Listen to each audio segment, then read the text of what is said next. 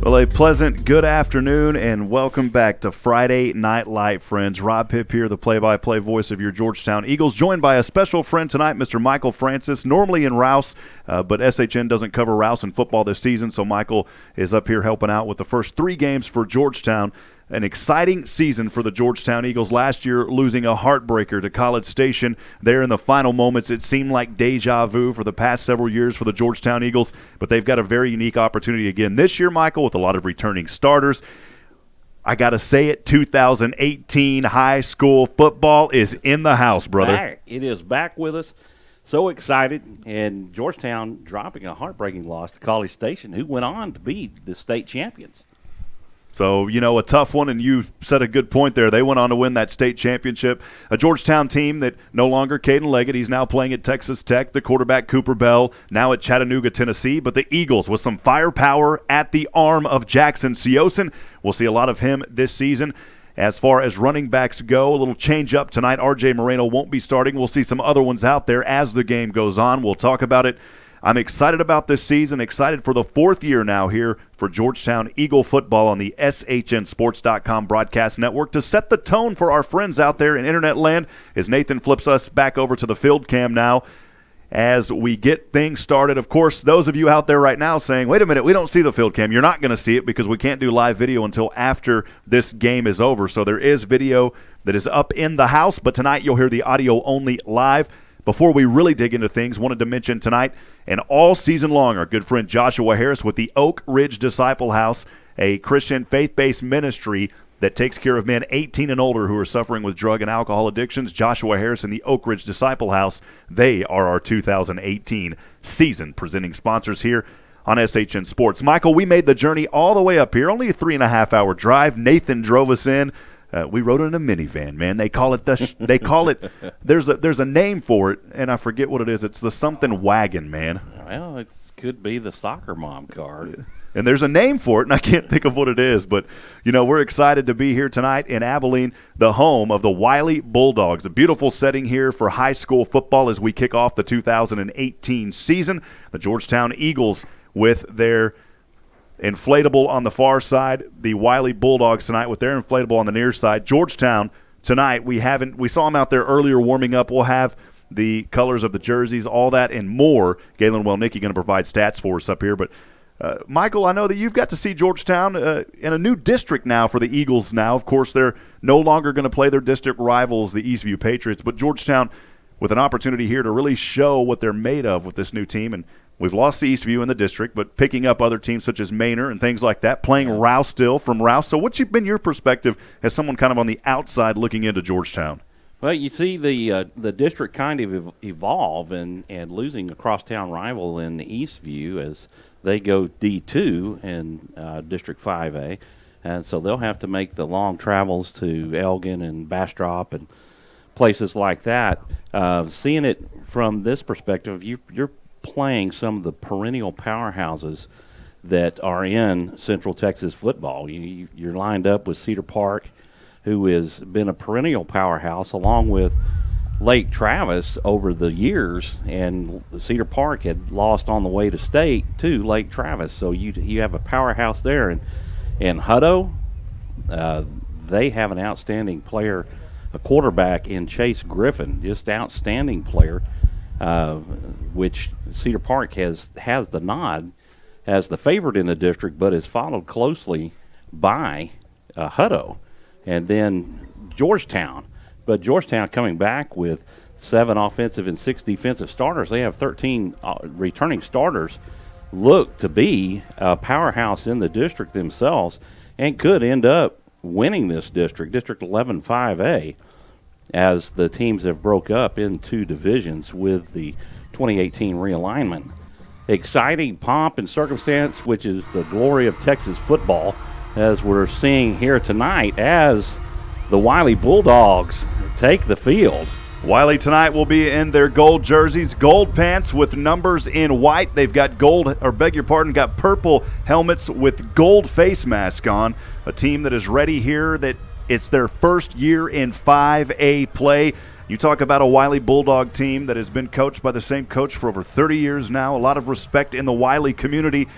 done a fantastic job, and now this team, with all the growth going on, they move into 5A. This is, friends, don't miss what I'm saying. We talked about a team that just turned into 5A. This is a team that has played at a 5A caliber for many years now. They are a perennial powerhouse in the 4A classification, and they're moving up into the D2, their District 3 5A Division 2, as they take on a tough, battle-hardened Georgetown Eagle football team.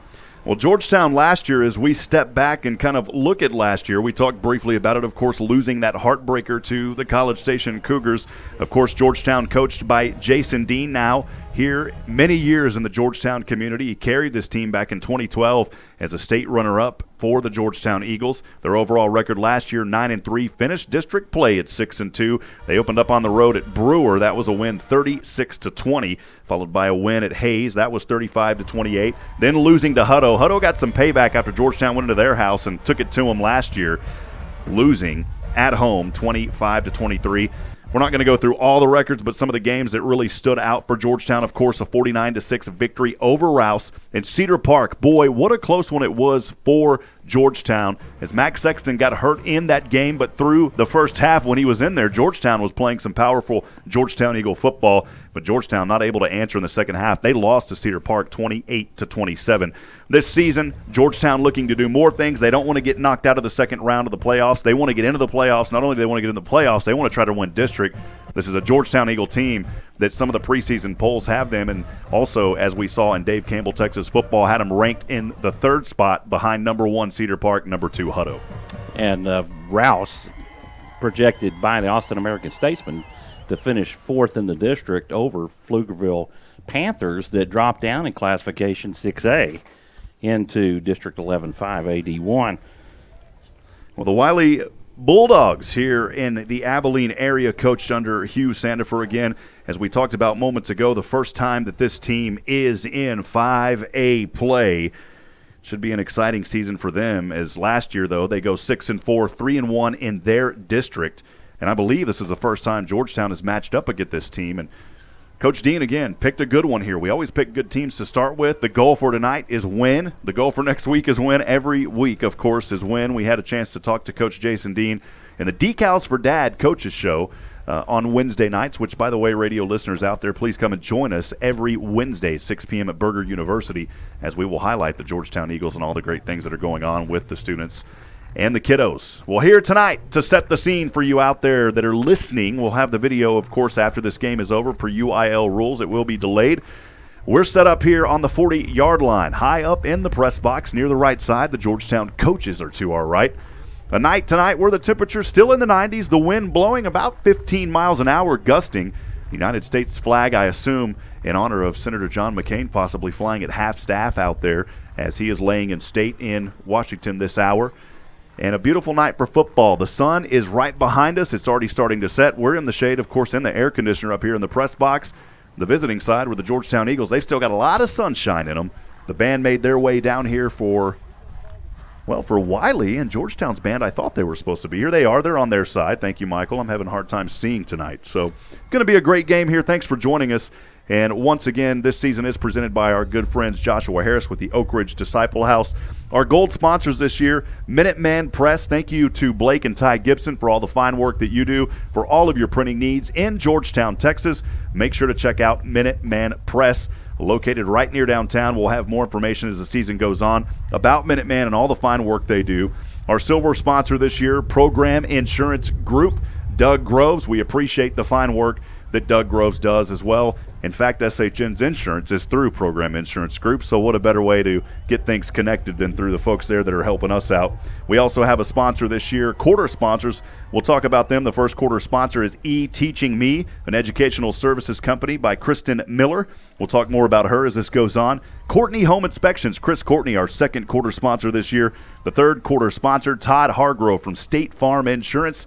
We don't have a fourth quarter sponsor yet. We're still looking for sponsors out there, Michael, to really make this season happen. Well, now the players getting lined up. The Wylie Bulldogs standing on the 25-yard line, also at the 30 and the 35 on the near side hash marks. Georgetown is yet to – well, they came onto the field earlier. Now they are on their visitor side as we are set for the national anthem. We'll send it over now for our country's national anthem.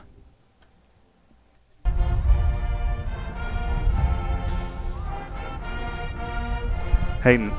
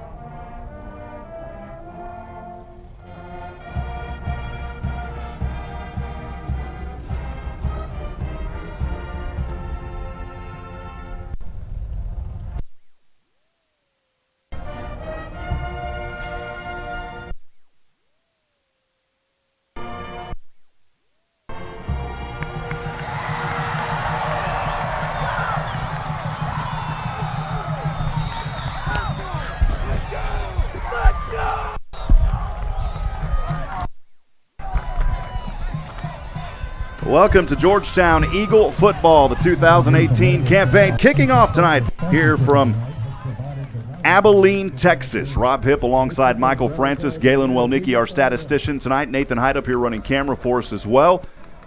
And David England down on the field with some camera action.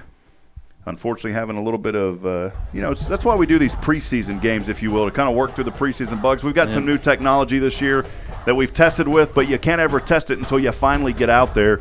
And so we've got some bugs to work through this first game. We know the audio's coming through. Just some of the new video stuff that we're experimenting with, we're going to have some trouble with that, but we'll have it fixed by next week. No problem, Michael. Georgetown will be kicking off to start the game as the receiving team for Wylie has taken the field. Texas football at its best, and it's about to kick off here in Abilene. Again, first quarter action brought to you by eTeachingMe, an educational services company. Visit them online at www.eteachingme.com. That's eteachingme.com. Thank you, Kristen Miller. Your Georgetown Eagle first quarter presented by eTeachingMe. Georgetown will be kicking off from right to left, the ball in between the hash marks at the 40-yard line.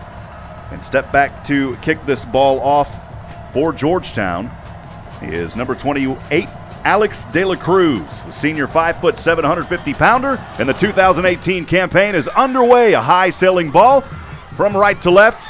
On the outside hash mark at the 10, it's fielded, and now up to the 25-yard line on the outside, and that is where the Wylie Bulldogs will start this ball game. They'll have possession first here to get things going, Michael.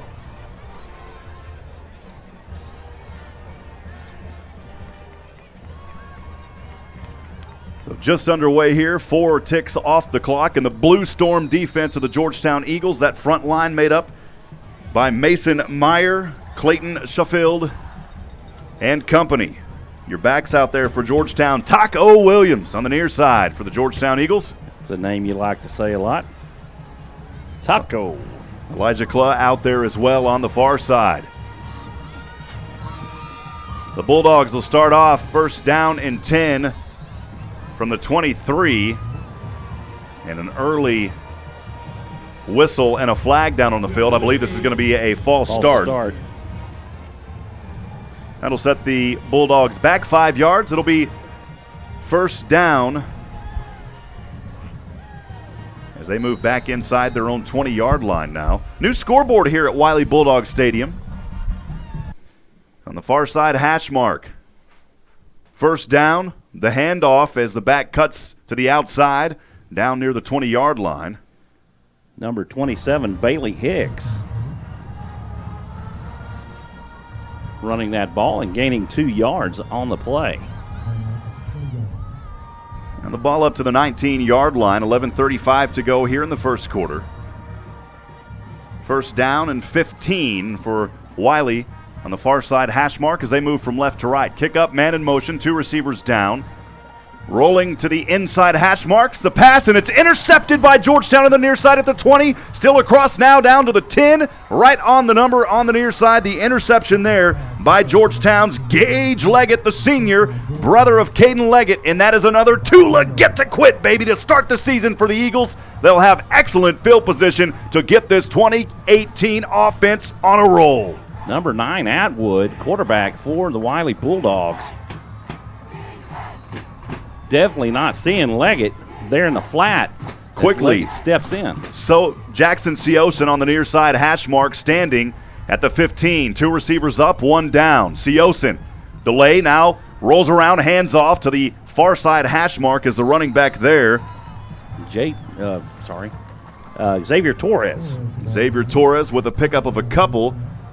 And that'll bring up 2nd down and long. The ball resting just inside the 10-yard line. Seosin in shotgun. Torres is back to the right. 2 receivers down. Seosin gets the snap, looking, throwing across the middle, and held on for the touchdown right on the E of the Wylie. Georgetown will start off with a touchdown. That one into the hands of the junior wide receiver, Isaiah Fillmore, and the Eagles will strike first and early with 10:46 to go in the first quarter of action. A beautiful execution on defense by Gage Leggett to set up that play. That was capped off by a drive there from Georgetown on a pretty short pass into the hands of the receiver for the Eagles. Well, that's the way the season wants to start out. You got to talk about defense, getting those takeaways. They got it here, 10:46 to go. The extra point attempt is wide left. That's a problem Georgetown had last year. De La Cruz cannot put that one through, and the score will remain 6-0, 10:46 to go, first quarter. We'll keep things right here, Michael. I'll tell you what, Georgetown getting an early lead here against the Bulldogs. Bulldogs stung by the Eagles here in the early part of the game. Just over a minute into the game.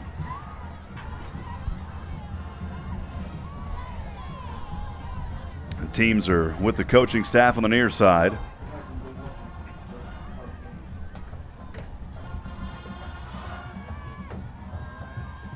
Back deep for the Bulldogs, number 3, Jaden Spiegel, and number 81, Hayden Keitel.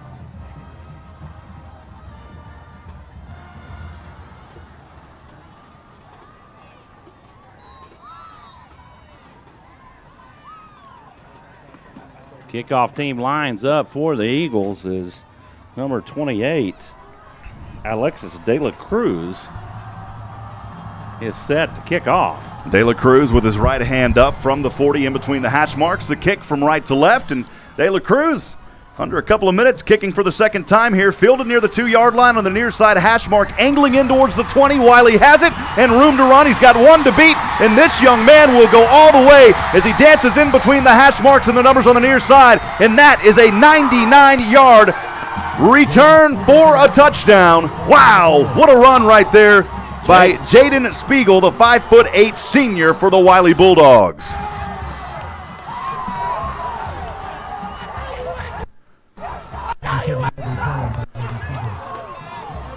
Unbelievable. And just like that, it is a tie ball game. 10:32 to go on the clock here.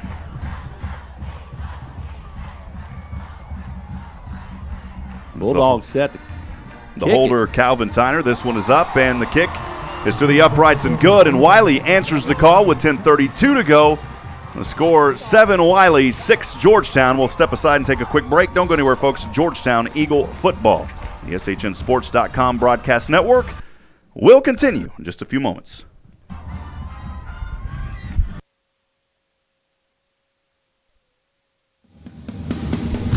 This is Taco Williams, defensive back.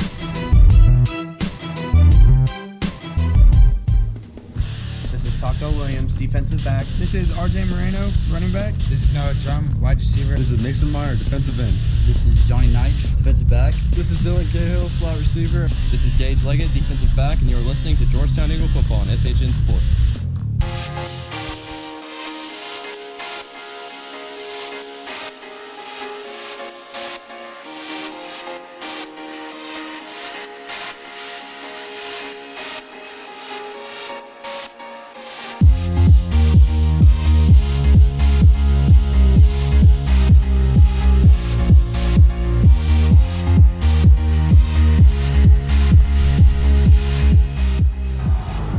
Back in action here, the ball from left to right. Wylie will kick off. Georgetown will fill the ball in between the hash marks at the 15 and dancing through defenders down to the 30 is where the Georgetown Eagles will start off there the return man for Georgetown. I believe that was number 16, Elijah Kloof. Elijah Kloof.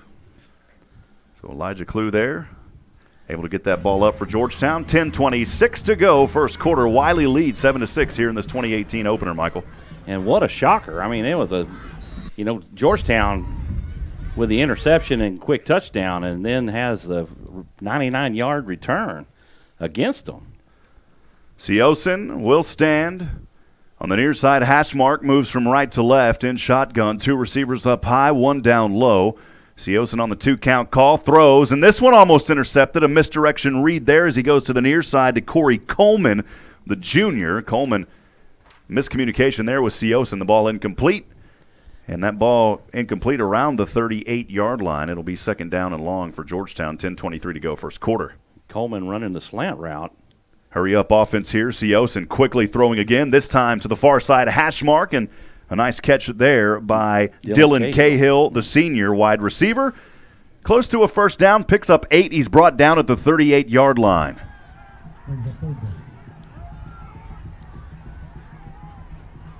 A third down and a short 2 here for Georgetown. Seosin in shotgun.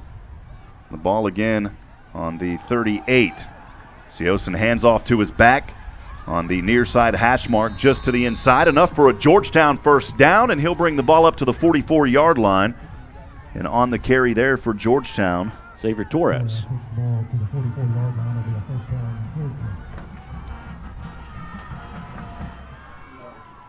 Xavier Torres with the first down. First down and 10 from the 44. Georgetown on the near side. Hash. Seosin. 2-count again. Quickly throwing, has a man wide open across the 50, now in between the hash marks. Brought down, but not for a first down. A great catch and run there by Noah Drum.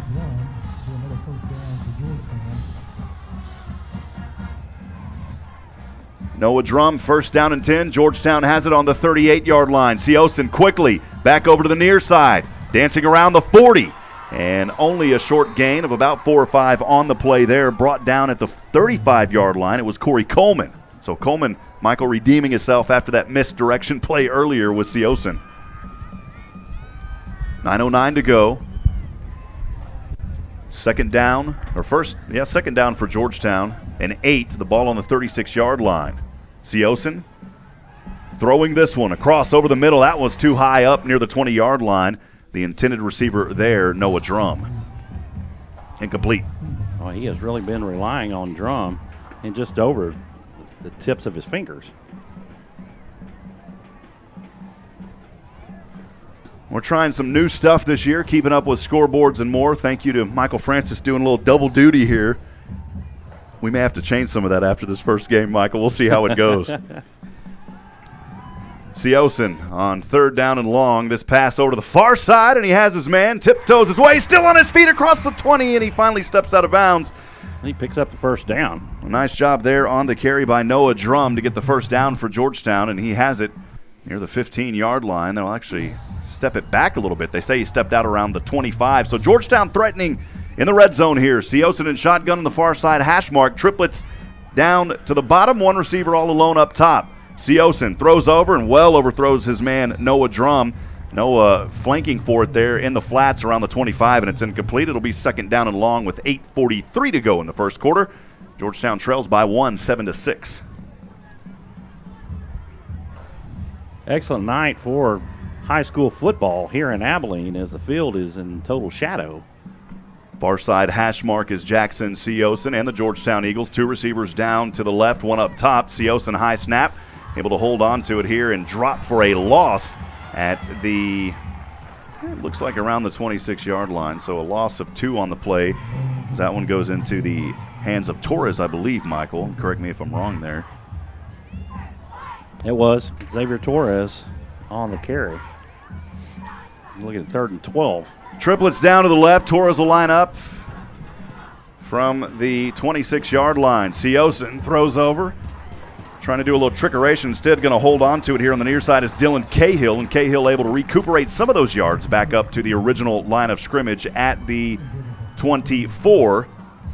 And this will be the 4th down situation for Georgetown. We'll see if they go for it. They're kind of in that no man's land and have yet to really see a kicking game. They will go for it here. 4th down and 11 for the Eagles. The ball on the 25-yard line. Seosin and an eye. Stepping back, looking over. Now he's going to tuck and run. Jackson Seosin still on his feet and head-on collision, but somehow still on there, and the flags are going to fly at the 20. He's going to get him for targeting.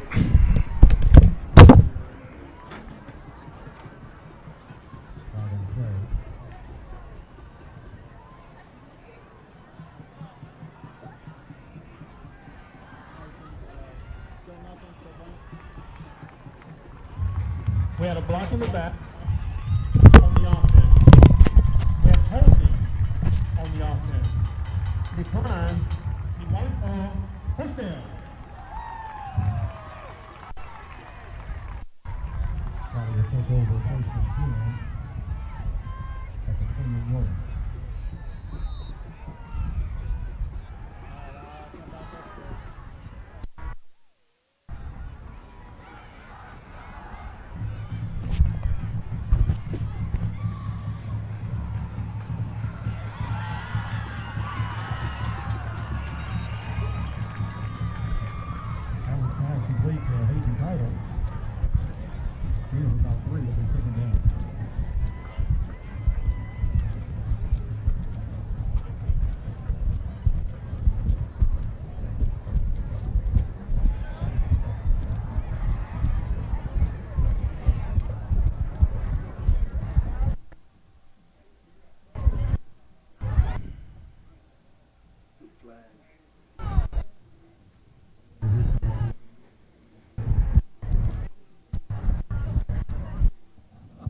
Sorry, we're having a little audio difficulties up here. Michael, I'm going to let you call this for a second if you don't mind, man. I've got a couple things to work on. Thank you, brother. Yes, sir. A penalty on the play, and we'll get clarification. Coach Dean on the field to figure out exactly what the call was. It looks like it's going to be holding. It's going to be a 10-yard penalty, and that'll take the Bulldogs back to the 17-yard line.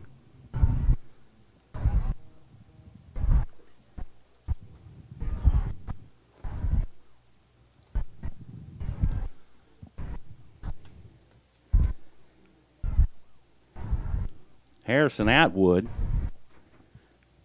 head quarterback for the Eagles. Spread formation.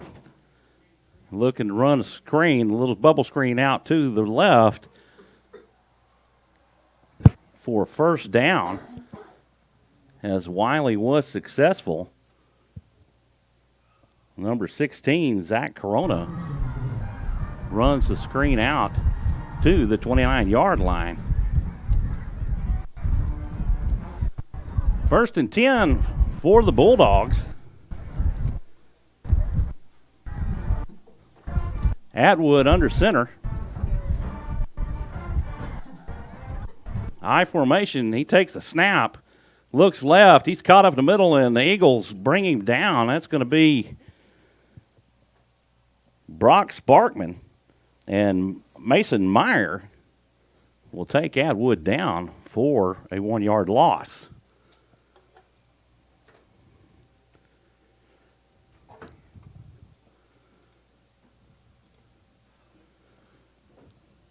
Second down and 11 for the Bulldogs.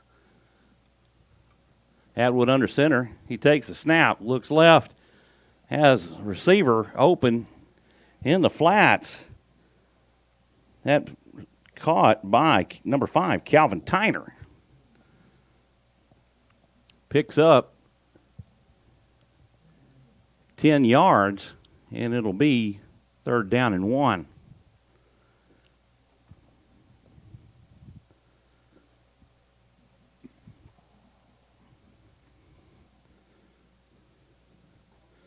Third and 1 for the Bulldogs.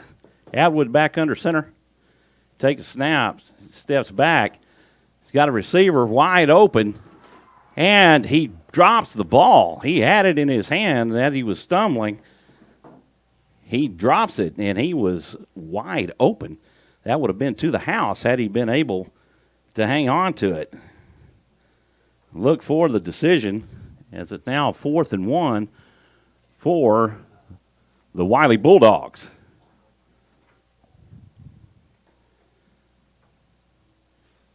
Georgetown Eagles holding Atwood remains on the field. Looks like they will be going for it. Running a tight formation. We'll look for the quarterback sneak possibly. No, he hands off. Number 27 rounds the corner for 2 and gets the first down. Bailey Hicks gains 2 yards to continue the Bulldog drive. And we apologize for the technical difficulties, but we're making them work as best we can. 1st and 10 for Wylie. Wylie with a 1-point lead over the Georgetown Eagles. The snap to Atwood. He hands off.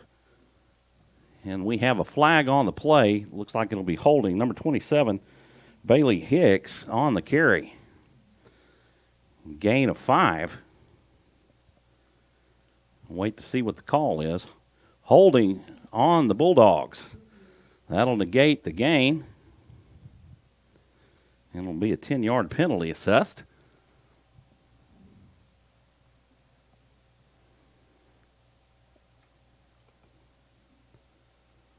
First down and 20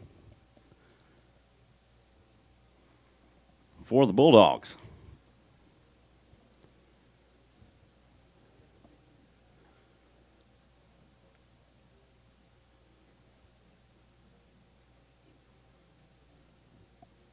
In the shotgun. Atwood takes the snap, and it's a reverse. Hicks around the corner, still on his feet as he spins and gains back the 10 yards that were lost. Bailey Hicks on the reverse picks up about 10 yards for the Bulldogs.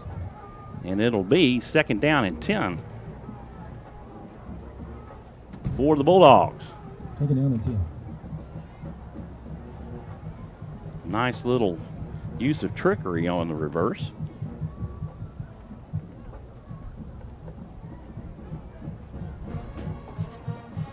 Second down and 10 for the Bulldogs. Handoff from Atwood. Again, the handoff to Hicks, and he's tackled by a host of Georgetown Eagles. Bailey Hicks with a hard run for 5 yards. Be 3rd down. 3rd down and 5 for the Bulldogs.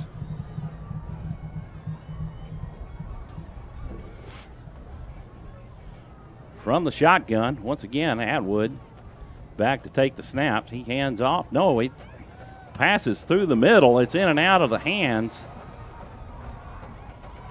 Atwood's pass intended for of Gus Davis, and that play broke up That'll bring up 4th down. by Jonathan Neich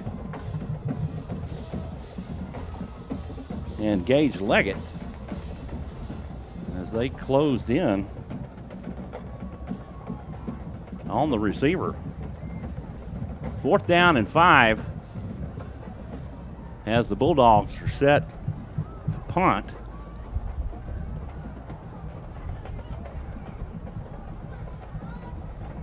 Noah Drum back to receive for the Eagles. He catches it at the 28-yard line. See where the ref spots it at the 29. 1st and 10 for the Georgetown Eagles. Headed back the other direction. Georgetown able to stop Wylie after they were showing some success on the drive. Jackson Siosen brings out his Eagle offense. Set twins right. In the shotgun, he hands off to Xavier Torres, who's stacked up after a gain of 1. Torres with a gain of about 1, stopped by a host of Bulldogs. 2nd down and 9 2nd down. for the Bulldogs. For the Eagles.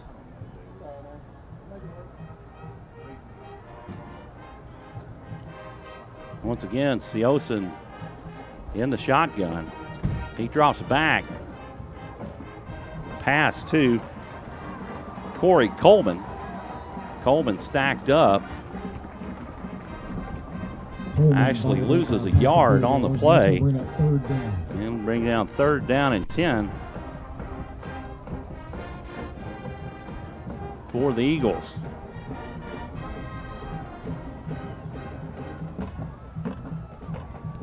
Siosen back. He drops back. Finds a receiver open and overthrows Corey Coleman. Pass incomplete, and that'll bring up 4th down for the Eagles.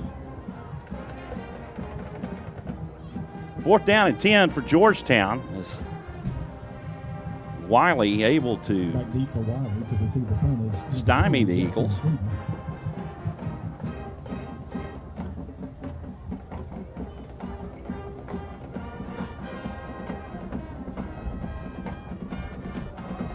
Siosen back for the punt, and punt was over his head, snaps over his head, and he ends up losing yardage.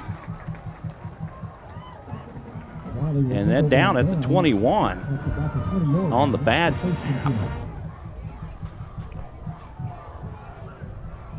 Well, Michael, thank you for taking over there. Sorry, friends, we're having a little technical difficulties and audio pops and all sorts of pops, man. We need some soda pops up here, Michael's what we need, man. So thank you, Michael, for bearing with us. Just a few little preseason jitters we're trying to work through here. So appreciate all your help there, Michael, as we get back in action here as the Bulldogs have this one, throwing it over to the near side. On the corner, that pass incomplete. This is a quarter that went very quickly. The first 2 possessions scored by either team, and Wylie still holding on to that 7-6 lead with 2:03 to go, and they're threatening now, Michael, right near the end zone, the near side hash mark at the 21.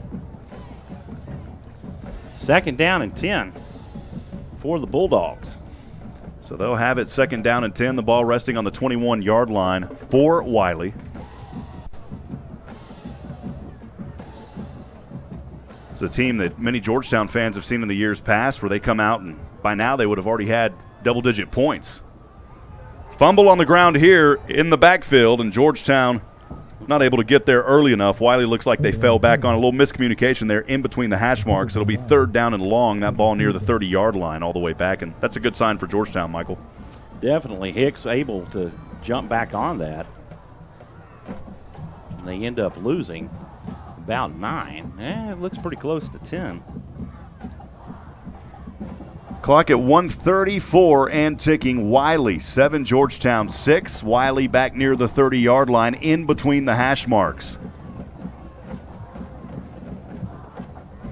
Quarterback in shotgun, 2 receivers down, stepping back around the 35. Now a tuck and run, dances in between defenders, now to the outside, chased down and slammed to the ground. What a powerful play right there by Tyler Bell and company, the junior linebacker, for a loss on the play. That one back near the 35-yard line. The defense had to come up huge, Michael, and they're doing it here as Wylie was almost in that red zone to start this drive. Definitely. They find themselves 4th and 29. The ball on the far side hash mark as it is 41 seconds to go here at the 34. Stepping around, throwing this one down into the end zone and incomplete. The intended receiver on 4th down was Gus Davis, and that will be a turnover on downs. The Blue Storm defense able to hold with 31 seconds to go in the first quarter. Wylie leading 7-6. Yeah, Michael, thanks for taking over there, man. A little audio issues, and again, not to keep apologizing, but we're just trying to work through that, and so my bad on all that. We'll get it worked out, brother. Appreciate you being here tonight, all you guys. Couldn't do it without y'all, man. Just a lot of stress that first game, man. We got to get through one, and we got to get a victory tonight for Georgetown. 31 seconds to go. Siosen has it 1st down and 10. Tuck and run, throwing this one to the near side hash mark. It's going to be incomplete at the 45. The intended receiver on the play was Corey Coleman.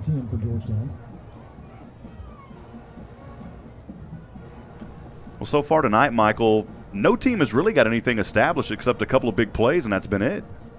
That's really been it. Wylie seemed to have a sustained drive a couple of times, but Georgetown defense, they flex, but they don't break. Seosin, 2nd down and 10 from his own 34. The handoff to the back across the 40, angling in between the 40 and the 45, and finally brought down for a nice healthy gain on the play.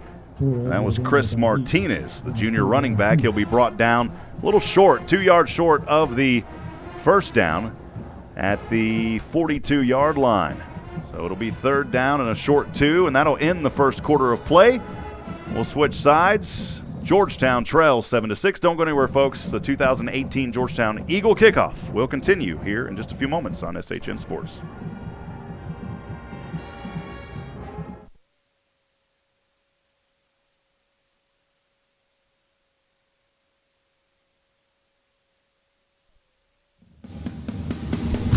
This is Taco Williams, defensive back. This is RJ Moreno, running back. This is Noah Drum, wide receiver. This is Mason Meyer, defensive end. This is Johnny Knight, defensive back. This is Dylan Cahill, slot receiver. This is Gage Leggett, defensive back, and you're listening to Georgetown Eagle Football on SHN Sports.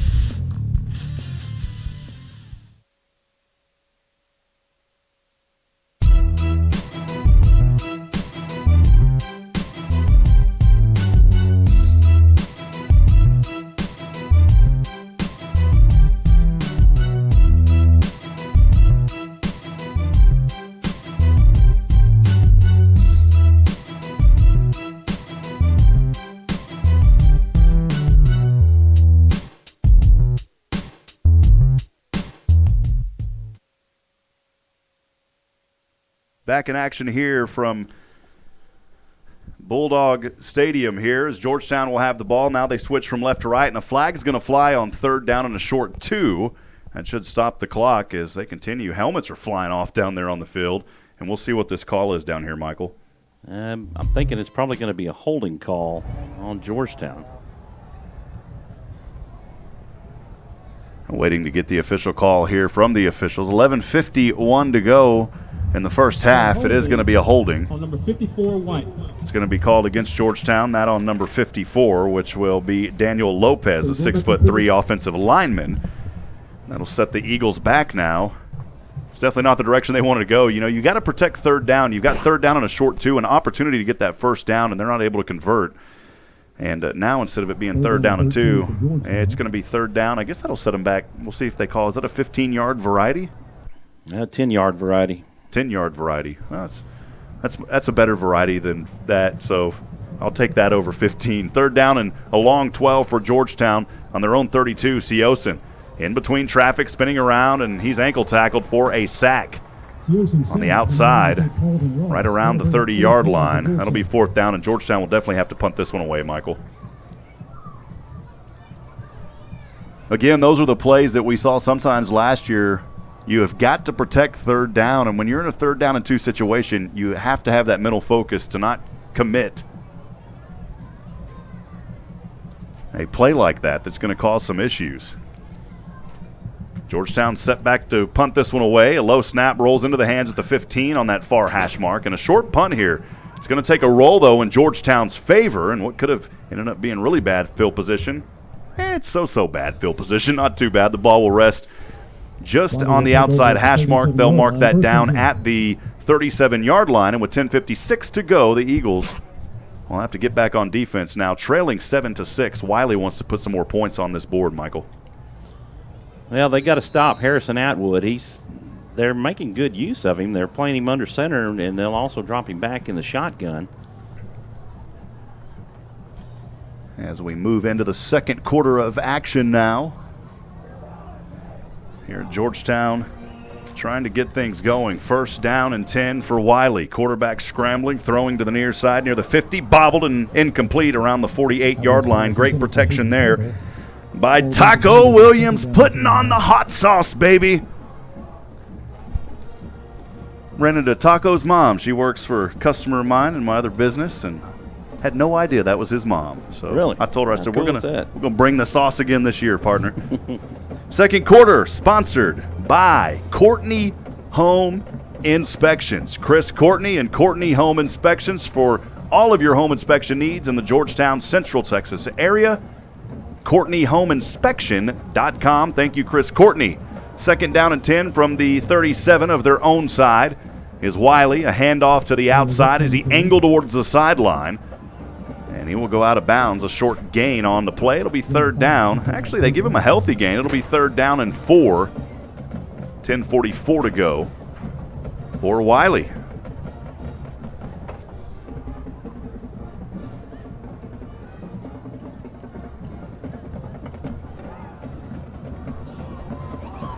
Here the play to the near side hash mark and almost a face mask penalty. It's going to be enough for a 1st down. A nice tuck and run right there by Christian Ramirez. And Ramirez able to grab that one, and a nice healthy gain to get the 1st down. And the Wylie Bulldog offense trying to put something together here. Again, they're moving Atwood back under center. Atwood with the handoff to his back in between the hash marks. Tuck and run, and I got to tell you there, it wasn't a tuck and running handoff, but in between the hash marks. That running back, a lot of power behind him, a little bull back there, man. As he picks up 4 or 5, it'll be 2nd down and long. That ball resting on their own 39-yard line. It really is, because Connor Cummings was in the backfield and had his arms wrapped around him, and he was able to bust through number 45, Nathan Moore. 10:08 on the clock, 2nd quarter we are. Wylie with the ball and driving, 7-6 with the lead. The ball in between the hash marks as Atwood going to roll here and tackled around the back. The Blue Storm defense on the outside. Boy, another great defensive play there, that time by Georgetown, coming up with another big tackle. 9:43 to go, clock ticking, 3rd down and 4. And I believe Wylie will still have this on the Georgetown 39-yard line, heading over to the sidelines for Wylie is Bailey Hicks, normally plays on defense, out there playing a little offense, it looks like. Pass over here to the inside, and it is complete at the 35-yard line, but immediately Georgetown snuffing it. Not much of a gain on that play, down to the 35. We'll bring up 4th down and a short 4, the ball on the Bulldog 36-yard line. Got to convert here. They're going to go for it. Now a whistle and a timeout possibly on the field, and it's going to be a timeout by Georgetown. Michael, we'll keep things right here. Thoughts so far as Wylie leading 7-6. Thoughts so far early in this one, my friend? Well, Georgetown bends, but they don't break, and Wylie seems to be able to drive within the 20s, but once they get toward the red zone, they seem to struggle to be able to generate any type of offense to get them into the end zone. They just had the 99-yard kickoff return that has given them the 1-point lead over the Eagles. And see the turnover for Georgetown there in that first possession. Gage Leggett on the defense able to pull that one in and really set Georgetown up. And that's all we've seen so far. I thought, man, we're going to see some high-flying offense. We're going to see some crazy defense. And really, so far, that's been it. And as far as defense goes, Georgetown has held their own. We'll see if they can hold here on 4th down and 2. Again, 8:58, the ball on the Wylie Bulldog 35. Georgetown defense seeing more time on the field than the offense. As the Bulldogs break out of the huddle again in their purple pants, purple jerseys, the numbers in white, trimmed in gold. Georgetown in their ice white jerseys and pants, silver helmets, and blue face mask. And now another timeout, and this one called by Wylie. So a little back-to-back timeouts here. This one called by Wylie with 8:58 to go here in the first half. We'll keep things right here, Michael. Been a fun one so far, but this, as I've stated, this isn't typical Georgetown football that we've seen in the early games in the season. Right.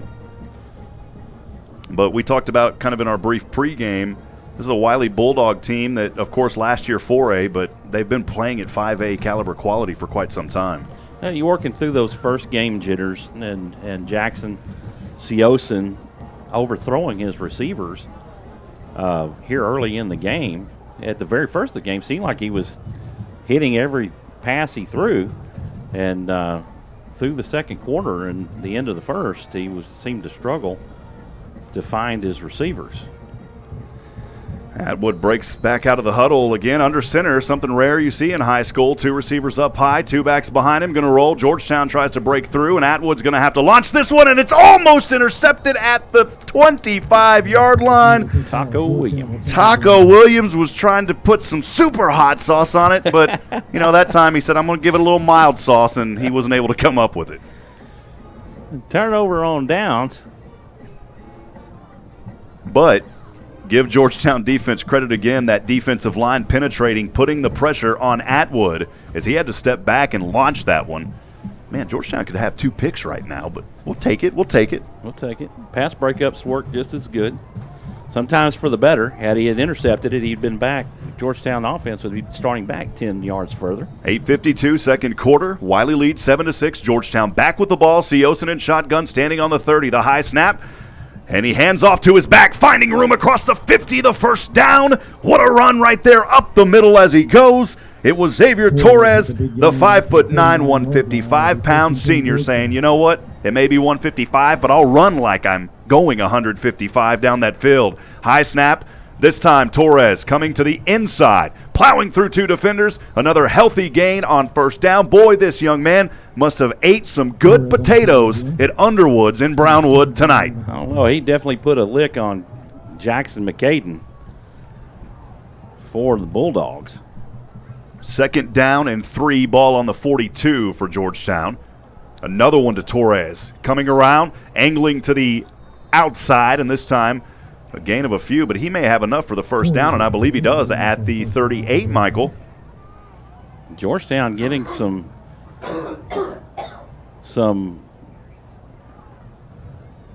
inertia going here and putting the ball on the ground. First down and 10, Georgetown from the 38-yard line of Wylie this time. They read that play beautifully as Torres was trying to come around on the near side of that 40-yard line, and he was brought down immediately. No gain on the play. Second down and 10. The ball remains on the 38-yard line. Seosin in shotgun as Torres offsetted his back to the left. 2 receivers down, 1 up top. Seosin going to hand off again to Torres. The same emulation play as he angles his way towards the inside, trying to cut across the 35-yard line of the Bulldogs, and he will. He'll get down to the 34 as he goes out of bounds. 7:27 to go, actually. They're going to say no, he wasn't out of bounds, so the clock will run. And look kind of weird from here. Ball's going to rest on the 34-yard line. Can't really depend on their scoreboard up there tonight, Michael. That's kind of everybody's equipment is definitely working out the bugs. Third down and 6 from the 32. The pass over on the outside hash mark, and that one good in between traffic.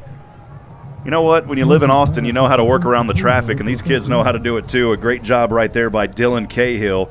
And the Georgetown senior able to pull that one down at the 24-yard line, and that's where Georgetown will have it on the far side. Hash mark, quick offense back. Seosin in shotgun, 2 down. Seosin a delayed handoff this time to the bigger back, bouncing around. Boy, he took a bounce off that ball there as he came down to the inside. And the catch there is Javante Rodan had it, and Rodan was about to build his own road, but then he got hit by Dan. I don't think the kid's name was Dan, Michael.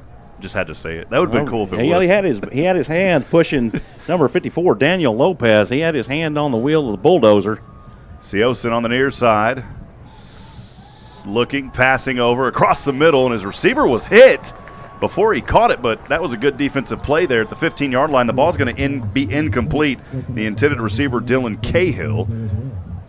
And that was just a heads-up defensive play. I mean, you can hit them right as the ball hits them, and that's exactly a good read there by the Bulldog defense. Quickly back here, 6:18 to go. Third down and 9, ball on the 22-yard line.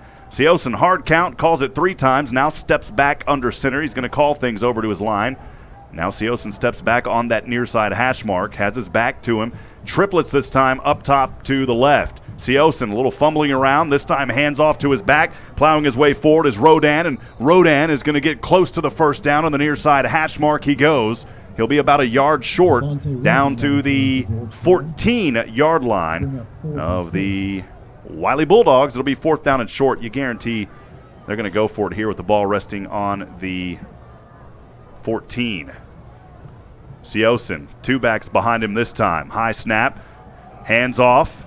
Torres spinning around, backs his way in on the far side, hash mark to the 10-yard line for a Georgetown Eagle first down. Torres on the carry. That's enough for a first down for Georgetown. Effective running game right now, Michael, by the Eagles. They're making it work for them. Well, the Eagles decided to change things up. You know, they were going pretty much exclusively with the pass. They've broken it up on this drive and have mixed it up really well and have taken advantage on the ground.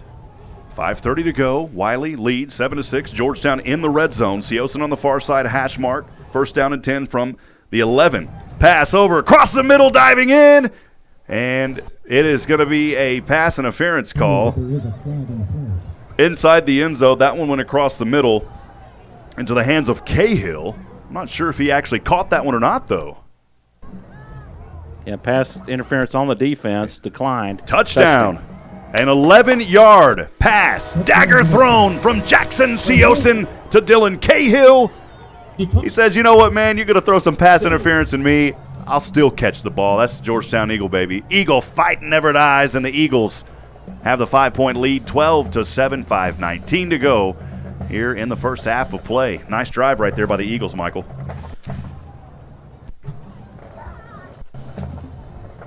Now the extra point attempt. The last one was missed. This time it goes far right again, and this is an area. There is laundry down near the 5-yard line, though, and we'll see if that's declined. Offsides. No, they're going to call offside, so Georgetown didn't move first. I don't believe. The Eagles make their way back onto the field here. At number 20, offside. Unfortunately for Georgetown, De La Cruz struggling here early in this game. He's missed 2 of them, but he'll get another opportunity right here.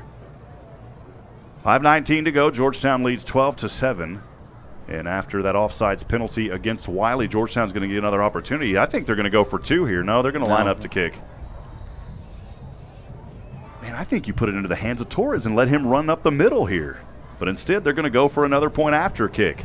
Siosen, the holder, just inside the 10. The kick up, and this one is good. Torres getting a little bit of confidence. And the Georgetown Eagles have a 6-point lead, 13-7 with 5:19 to go. We'll step aside and take a quick break. Don't go anywhere, folks. Georgetown Eagle football presented by Oak Ridge Disciple House will continue in just a few moments right here on SHN.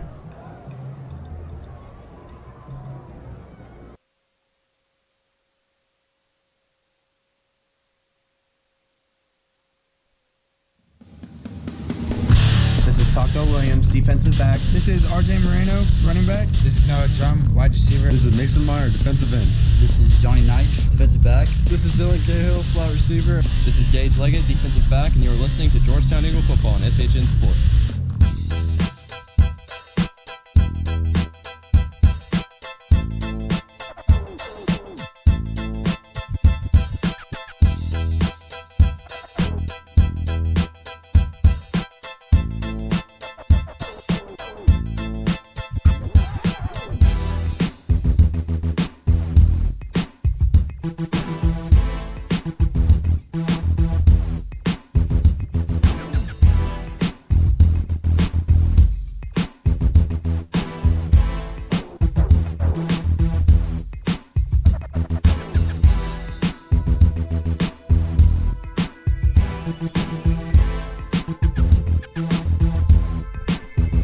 Back in action here. Georgetown will kick off from left to right. It's fielded around the 25-yard line on the near side, dancing around and still fighting through defenders once again is Jacob Rogers. And Rogers, who had a big return earlier this time, will have a healthy return up near the 45-yard line as he angles his way outside and out of bounds. 5:11 to go, and a good return for Wylie. They're going to start out in good field position here.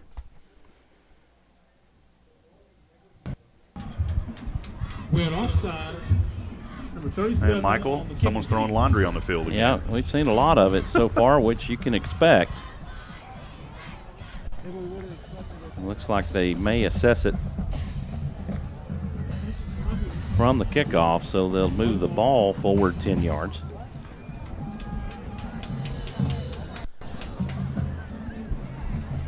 And that'll bring up 1st and 10 for the Bulldogs.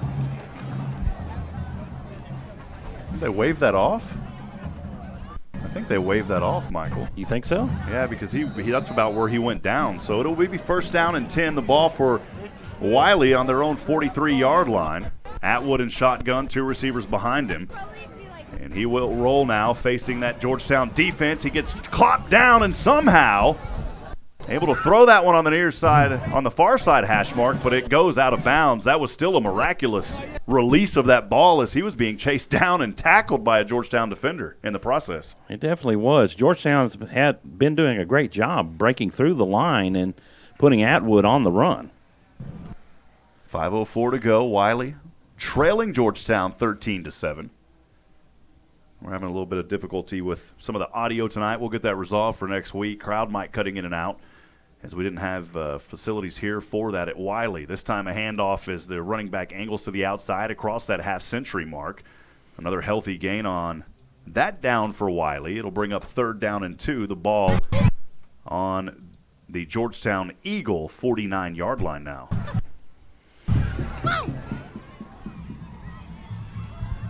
Well, Atwood and company working here, trailing by 6, 4:38 to go. 3rd down and a short 2 on the Georgetown 49. Atwood stepping back, again having to dodge through defenders. Heaves this one up into the air and well overthrows his man, incomplete around the 20-yard line.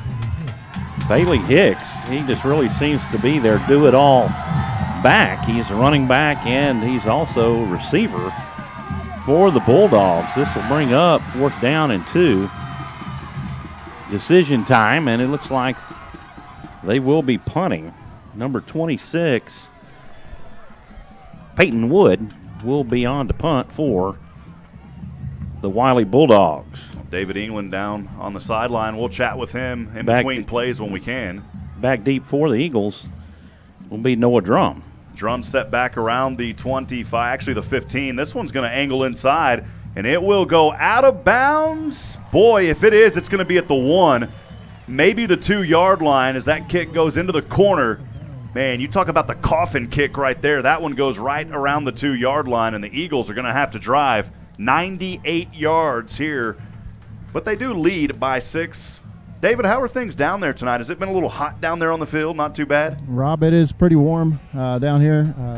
A good turnout for Georgetown. Beautiful facility they have here, and a huge turnout for Wylie. Looks like Wylie Bulldogs were very excited to get to play Georgetown Eagles.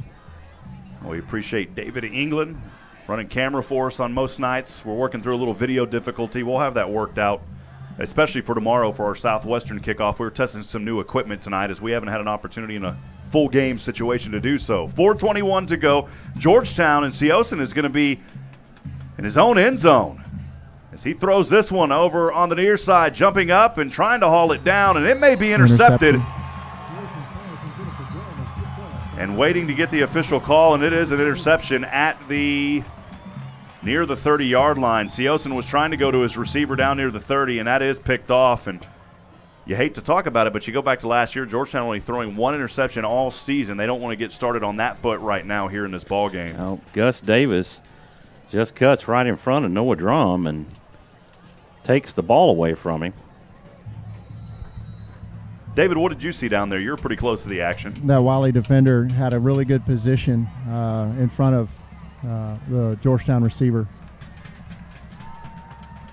1st down and 10 from their own 29 is Wylie, and the Blue Storm defense trying to make a play on the inside, but they're going to pick up quite a few yards on that play. And I beg your pardon, they're not. Of course, they're on the Georgetown yard line, almost inside the red zone now with 4:10 to go, and Wylie trailing by 6. They desperately need to get a score here. Looks like we got some laundry on the field, Rob. Calling a chop block on the play, and that's going to go against that's a Wylie. 15-yarder, isn't it?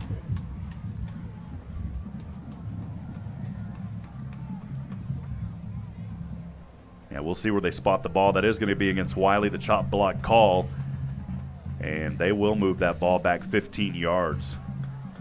Boy, that's a tough break right there for the Wylie Bulldogs as they were driving. After that interception, they had an opportunity to get it within the red zone, and then a chop block play is going to set them back. And that's the second time tonight that we have seen Wylie in a very capable situation to where they had an opportunity to get inside the red zone, and they've hurt themselves.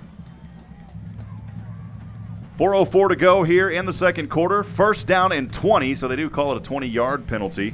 The ball resting on the – they're going to move it back 5 more. I was about to say. Yeah, I thought so. I thought it was a 15-yard penalty on the chop block. So it should be first down and 25, and that is the call. They move the ball back another 5. The ball resting on the 44-yard line of the Georgetown Eagles. Wylie, first down and a long 25. Atwood kicks up his left leg, man in motion from top to bottom. Atwood going to roll, looks around, chased by a Georgetown defender, and able to dump this one off to his receiver, finding room, angling towards the inside, and a horse collar there as he was close back to the original line of scrimmage, but that's going to be a horse collar against Georgetown as he drug him out of bounds around the neck. And that'll be a 15-yard penalty on Georgetown if they indeed called the horse collar. I believe that was Nick Petter, the linebacker for Georgetown, and it is a horse collar against Georgetown, so that'll be an automatic first down. It'll move the ball back to where it started, basically, Michael. Should be a spot foul. And add on 15 to the run, and that'll put Wylie right between the 14 and 15-yard line. And that ball will be on the near side hash mark at the 14, and it's only about 6 yards from where they started a while ago. Atwood in shotgun, 3 receivers up high. Atwood on a delayed handoff as his back drives in between the hash marks, tries to punch it up the middle, and a healthy gain there of about 5 to the 10-yard line. It'll be second down and short 5 for Wylie. They can get a first down at that 5-yard line as the clock is ticking here, trailing by 6.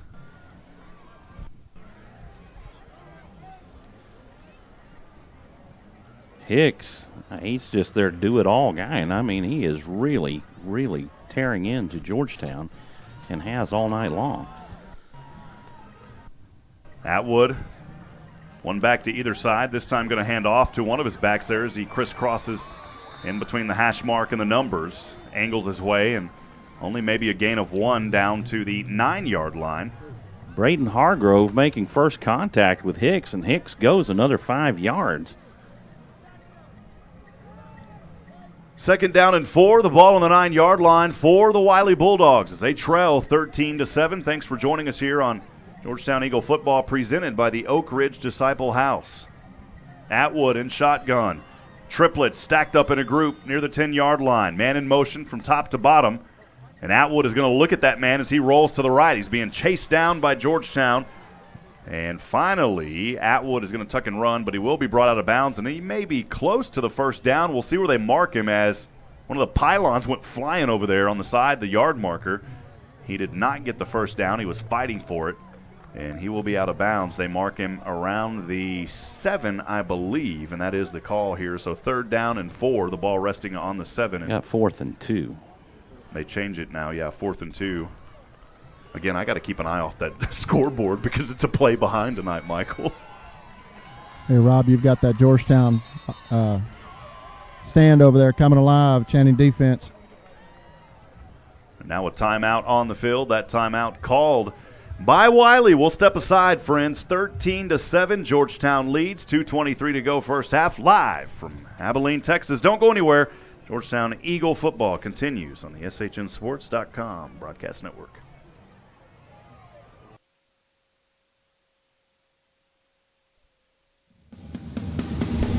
This is Taco Williams, defensive back. This is RJ Moreno, running back. This is Noah Drum, wide receiver. This is Mason Meyer, defensive end. This is Johnny Knight, defensive back. This is Dylan Cahill, slot receiver. This is Gage Leggett, defensive back, and you're listening to Georgetown Eagle football on SHN Sports.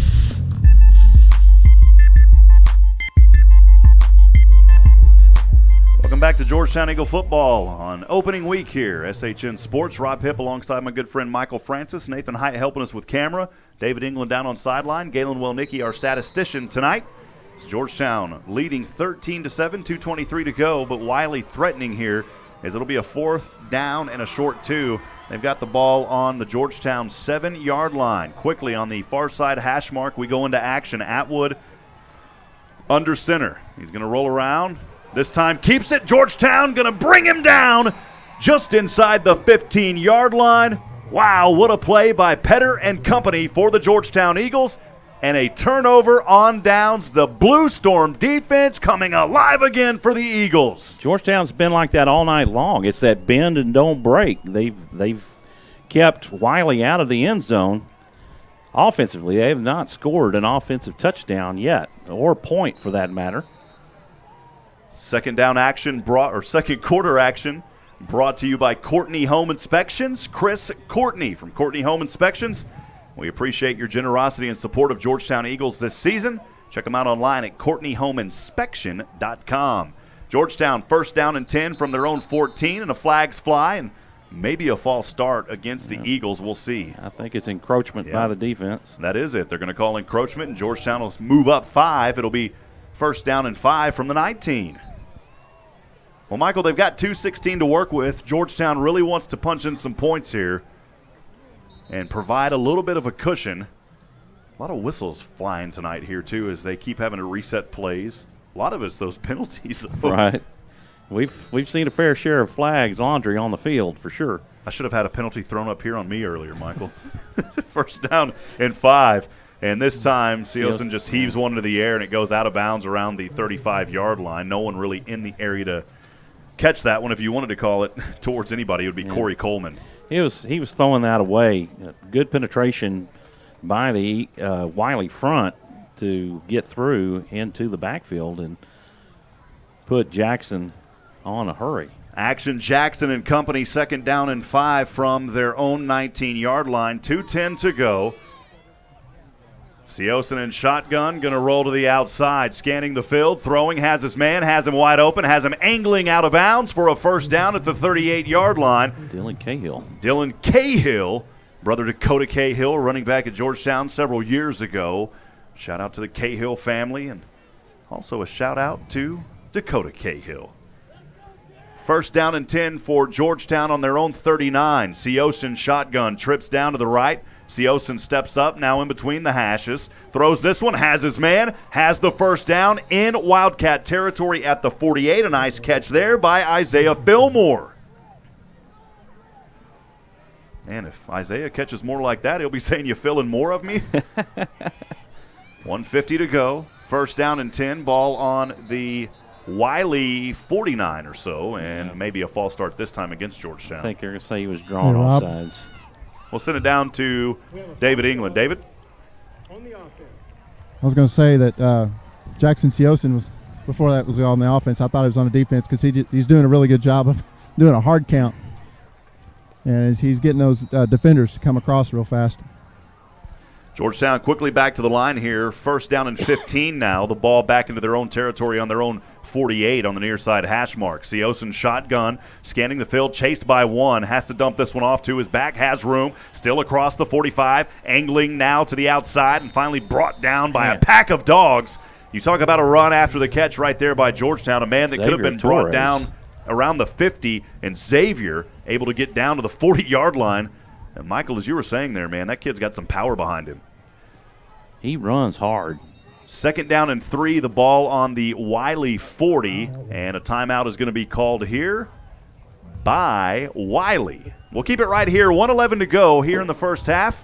Georgetown Eagle football presented by Oak Ridge Disciple House. Also wanted to go ahead and mention some more of our sponsors, our gold sponsors this season. Minuteman Press in Georgetown for all of your printing needs, commercial and business. Well, commercial is business and residential. Hey, you got something to do? Call Minuteman Press. They will put it on paper, make it look nice. They've also got a graphics department that's not that bad either with Waterboy Graphics. Check them out, Minuteman Press in Georgetown. Thank you, Ty Gibson and Blake Nicholson, for your generous support of not only Georgetown Eagle football, but all you do at the Georgetown community.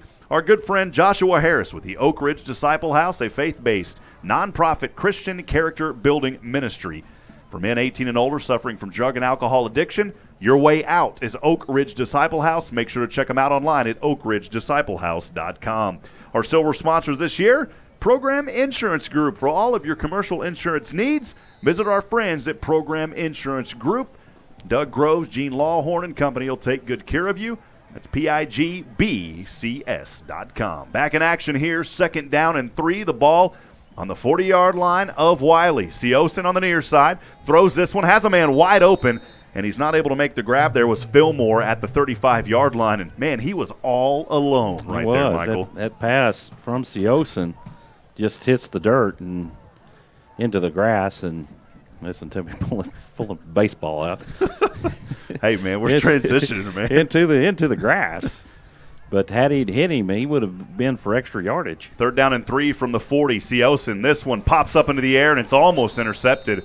That would have been a heartbreaker as Seosin's already thrown one. This one will fall incomplete at the 35-yard line, and good job there on the defense by the Wylie Bulldogs. It was Jaden Spiegel and company coming up there for that one. We'll see what Georgetown does here. They're in that no man's land with 1:03 to go. 4th down and a short 3. The ball resting on the Bulldog 40, and Georgetown will go for it. Near side hash mark, Jackson Seosin. 2 receivers up high, has his back to his right, 1 receiver down.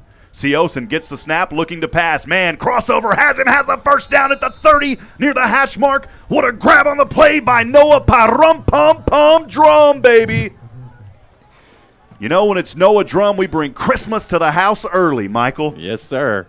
Quickly back in action, 1st down and 10 from the Wylie 31. Seosin again, punt fake, throws, heaves it up, down to the corner end zone, just out of the reach of Drum. Incomplete right near the goal line. A good fade route by Drum, and Seosin just puts it a little bit out of reach. It was a great 4th down conversion by Georgetown, as I think they caught Wylie off guard, and they were trying to keep that momentum on 1st down, not able to complete. It'll be 2nd down and 10, Georgetown on the Wylie 31. Seosin in shotgun on the near side hash mark. Man in motion is Torres from top to bottom. Seosin has his stance, has Drum at the 25, and Drum is brought right down on the 25-yard inside hash mark. And that will be a pickup of maybe around 7. It'll be 3rd down and manageable for the Eagles. Once they spot it, we'll have it, but another timeout called. Michael, we'll keep things right here. Things getting excited, things starting to move, and with good to have you up 35 here. seconds left in the half, and Georgetown threatening. David, how are things down there on the field now during this timeout? Have you noticed, I know you're on the side of Wylie, does it seem like the Wylie fans and the team down there may be a little deflated right now? You know, I'd have to say the Wylie fans, this is attendance goals right here. I am very impressed with Wylie's attendance. They have 2 massive student sections anchoring on each side, and they're loud. They're making a lot of noise. They're having a blast this first Friday night of the fall season of 2018-19. We appreciate the hospitality, especially Ed up here helping us when we came in earlier today. Dolores, the athletic secretary here at Wylie ISD. Thank you to the good folks here at Wylie ISD. You know, it makes it so much easier for us, Michael, when we have hospitality such as this. It's unbelievable. Oh, it really is, and it's second to none. They have been very hospitable. 3rd down and 2 for Georgetown on the Bulldog 24. Seosin in a deep snap, throwing this one, heaving it over to the far side end zone, and incomplete on the play in the corner. His intended receiver down there was Cahill. A nice look, but Cahill not able to come down with it, and Georgetown will be 4th down and 2. Again on their own on the Wylie 24 with 33 seconds to go. That clock up there is kind of misleading because it looks like 33 points in the middle. Right. Noah Drum, just a go-to guy for Jackson Seosin in this drive. Cahill, Corey Coleman. And actually this time Corey Coleman is going to line up as a back next to Cahill. So Torres will be right behind Seosin. Now Coleman going to go in motion to the outside. He may have got away with a little false start there. Flags do fly. Is thrown. And Seosin will be brought down temporarily for a sack on the far side of hash mark. And we'll wait to see what the call is here. I'm not sure what it is. I think that it may be offsides on Wylie, but yeah, and from up here it looked like Coleman was in motion. Corey was, as he came from that back position, went to the outside. In my opinion, it looked like Coleman got an early step, but maybe that drew Wylie off. And it is going to be against Georgetown. That's what I thought, because Coleman had a nice about a foot or two in front before Seosin was able to hike that ball. So what would have been 4th down and 2 from their own 20 or from the Wylie 24 now will turn into 4th down and 7. And actually a turnover on downs. That's right. Yep. Unfortunate there for the Georgetown Eagles as they were threatening with 27 seconds to go with trying to get in. They were closing in on the red zone, not able to capitalize. The score remains 13-7. But again, 27 seconds to work with for Wylie. We'll see what they can do here, Michael. Well, you'll have to look at them with only 27 seconds left. They're going to have to strike deep and work the sidelines. I don't know that they have any timeouts left. I think, they're out of timeouts.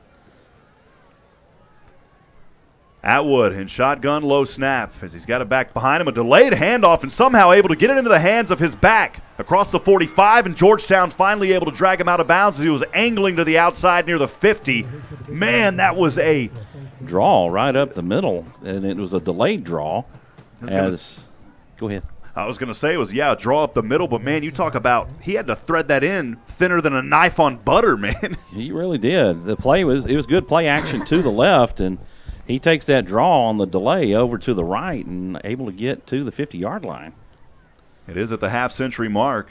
First down and 10, ball right on the 50 on the far side. Atwood with 18 seconds, his team trailing, going to throw this one deep down near the 20. Georgetown is able to knock it down. Great defense on the play, out of the reach of the intended receiver at the 25-yard line, and that was a good job by Abel Morales and Taco Williams on the play. So little Morales and Taco hot sauce making it happen, baby. And doing it to it. Second down and 10. Second down and 10. Ball remains on the 50. Wylie with possession, trailing by 6, 13-7 here in the 2018 opener of this high school football season. Atwood, two backs now, one to either side. Going to hand off, making the penetration and the stop in the backfield. What a play by Georgetown. Unbelievable, as Taylor Bell says, I'm going to come in and ring your bell, baby. Boy, he did. He timed that just right. And that will run the clock down 13-7. Georgetown is going to get the ball to start things. Man, an exciting first quarter and first half of play. We'll have stats and more. Don't go anywhere, folks. We'll temporarily turn it over. Actually, David England may be down on the sidelines. I'm trying to see where David Rob, went. I'm trying to get over here to catch Coach Dean. And we'll see if David is able to trace him down. Hopefully our mic will reach that far. David is hauling down there. I still hear you, David. We may be in luck here. We'll see if we'll see if David can get Coach Dean, and I think he's going to be able to get him. Check it out. David England down on the field, way down there with Coach Jason Dean. Go ahead. Coach Dean, give us your thoughts on the first half. What do you think? Well, certainly not as clean as what we need it to be. And really, really good.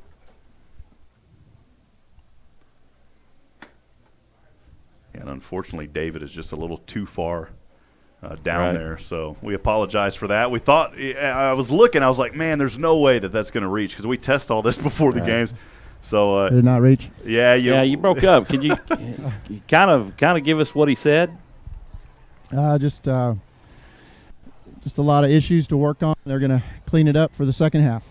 Awesome. Well, David England, thank you for being down there on the sideline. David's a firefighter, so, he's out there running and doing it. If that was me, David, I would have already been out of breath, and you'd be picking me up on a stretcher on the 10, man. I'm going to tell you what, you talk about a workhorse. David England has been up and down out of this press box trying to help out on some of our camera miscues, doing a double duty, and a fantastic job. Doing a great job down there. And, David, if you can still hear us down there, if you can bring that microphone back closer to us, we want the fans out there to enjoy the sights and the sounds of the Georgetown Eagle Band. And, unfortunately, we don't have a crowd mic here in this facility, so we're depending on that wireless system down there to bring us the audio. So we'll try to have that back. We have it coming back in now. So enjoy the sounds. And for those of you on the video delay later, enjoy the sights and the sounds. This is your Georgetown Eagle Marching Band. We'll be back here in about 10 minutes. Don't go anywhere, folks. We'll have halftime recap and more. Georgetown at the half, leading 13-7. They'll get the ball back. Michael, been a fun one. We'll be back here in about 10, brother. Sir.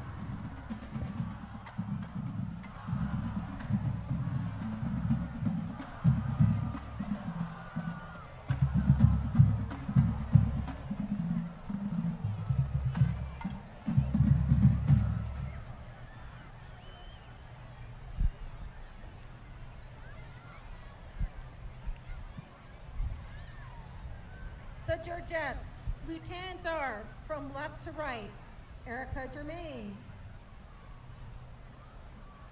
Hallie McEwenchek,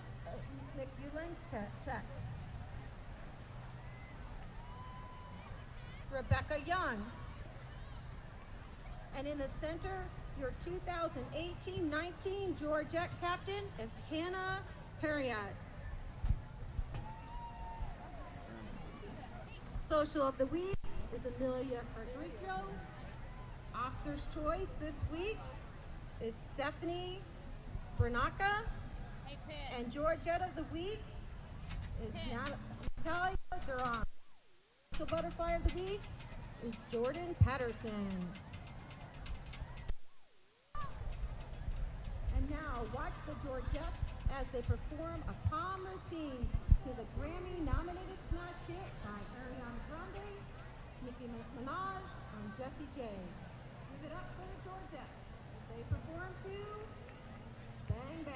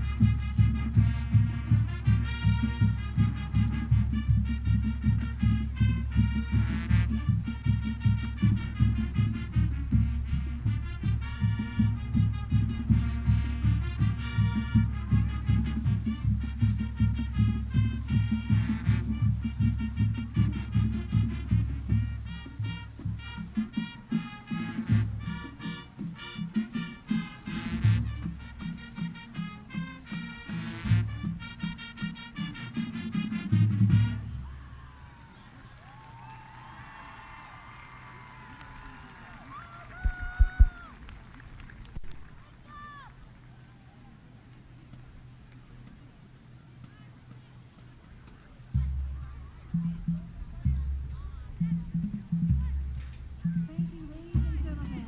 The Georgettes are directed by Wellnicki Proctor. The Georgetown band would like to present Taylor Foster, Section 21 Realtor, Kimberly Brooks, Pride of Texas Irrigation and Landscaping, Outsourced Communication Officer, Dan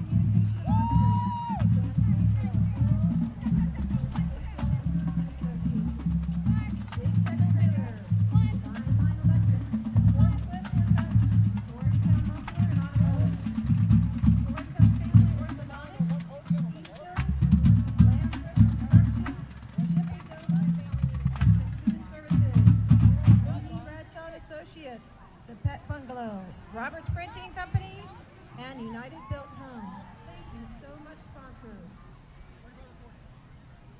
The directors and instructional leadership team of the Eagle Band would now like to recognize our member, section, and parent of the week.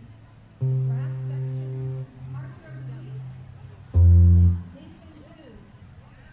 The woodwind marcher of the week is Emma Haas. The front ensemble member of the week is Emma Killingsworth. And the drumline member of the week is Donovan Hillier. The Eagle Band section of the week is the drumline. Finally, give our hearty round of applause for our Eagle Band parent of the week.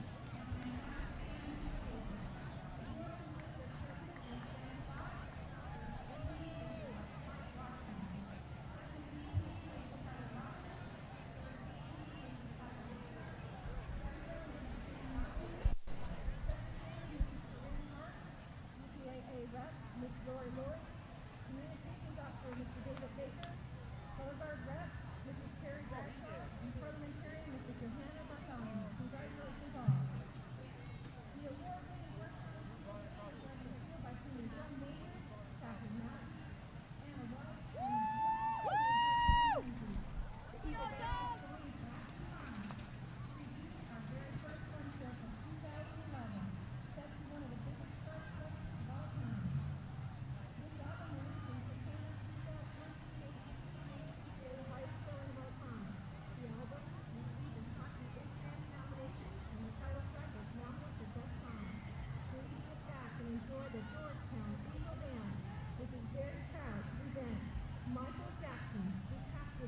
Mega Hit, Thriller.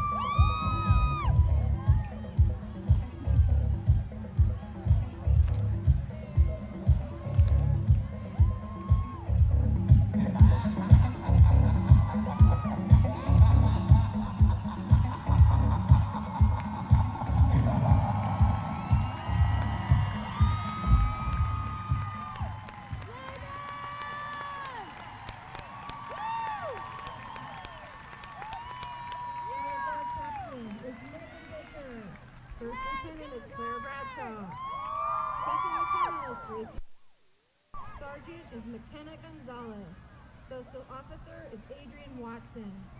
Color Guard Member of the Week is Kennedy Timmons. Officer's Choice is Molly Taylor.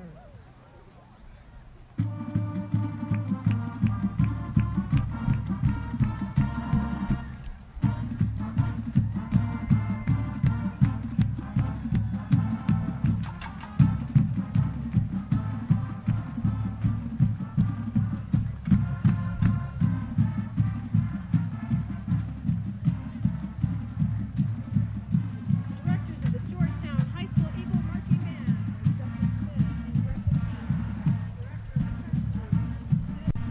assisted by Gary Donald. Color Guard Director is Rick Crooks, assisted by Stephanie Guerra, Iris Granado, and Bianca Stark. Eagle Band would like to thank our schools, Dr. Kurt Brink, and their principal at Georgetown High School, Mr. Russ Blanchett.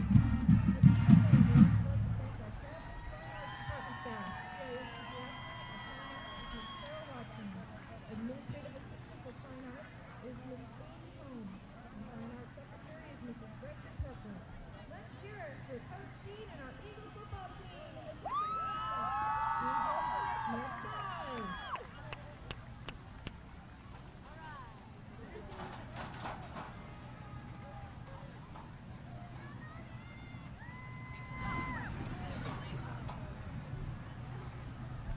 Well, friends, you were just enjoying the sights later on and the sounds of the Georgetown Eagle Marching Band, the Wylie Bulldog Band taking the field now. 11:26 to go before we get things back underway. We will take another break, let you enjoy some more sounds of these bands. We always want to make sure we give the bands credit. They provide the entertainment. Their heart and soul goes into this just as much as anything else. We thank the Georgetown Eagle Band as well as Wylie. Continue the great work. 11:09 to go here at this halftime, and we will take a quick break. Continue to enjoy it. We will be back here in just a few minutes with a halftime recap and more. Don't go anywhere. Georgetown Eagle football on the SHNSports.com broadcast network will continue in just a few moments.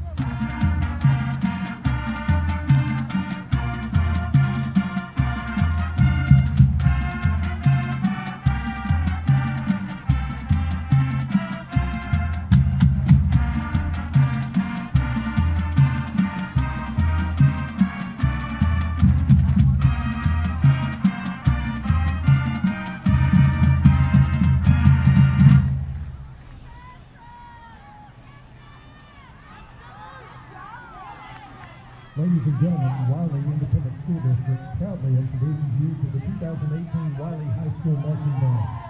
Our tour this year is entitled Starry Night and features music by Luke McMillan and percussion parts by David McKnight. Soloists are Seth Rimple on trombone and Trinity Miller on trumpet. Drum majors for the band are Caitlin Cox, Emma Lowry, and James. Protocol captain is Ashley Kelsey. First lieutenant is Megan Colwell, and second lieutenant is Susanna Moon.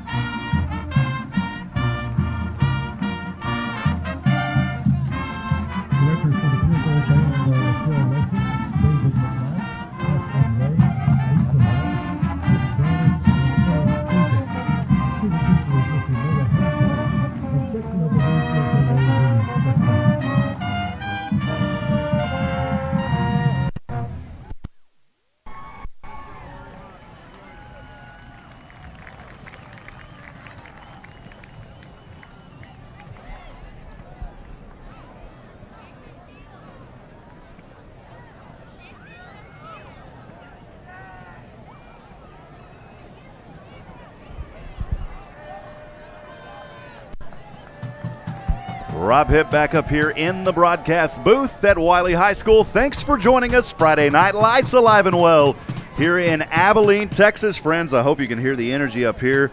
Michael and I have had a very exciting first half of Georgetown Eagle football. Thanks for joining us tonight on the SHNSports.com broadcast network. It's a Georgetown team that leads by 6 at the half, 13-7. Michael, as we quickly break down those halftime stats here provided to us off the Galen Wellnicki legendary hands and mind of Georgetown. First downs for Georgetown, 10-5 for Wylie in that first half. Georgetown rushed 17 times for 40 yards.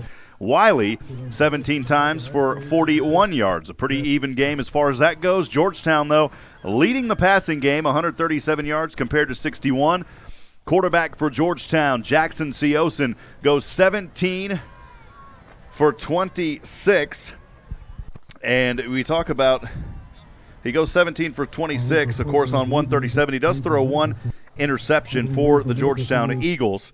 As we talk about Atwood for the Wylie Bulldogs, 6 for 16. He throws one interception as well. Breaking down the total plays, 43 yards for Georgetown, resulting in 177 yards. 33 plays, 102 yards for the Wylie Bulldogs. Penalties, Georgetown had 3 of them for 30 yards, 6, though, for Wylie. The laundry was down there getting a little dirty tonight. 6 penalties for 47 yards. Fumbles, Georgetown no fumbles. Wylie fumbled one, but they were able to recover their own. Punts, Georgetown only having to punt it away one time, 34 yards.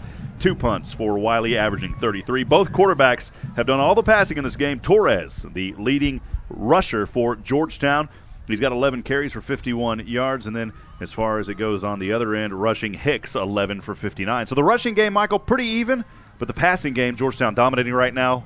I don't know. Will we see more passing going Georgetown's favor? Well, I think with what we saw in the second quarter from Coach Dean, changing his offensive strategy and implementing more of the ground game and getting some success in doing so, we'll probably see more of the same. First quarter saw Georgetown with a lot more air attack and able to make some plays, but then Wylie's defense started keying on the passing and shut Georgetown down. We had a couple of 3-and-outs, and Georgetown not able to drive there toward the end of the first quarter.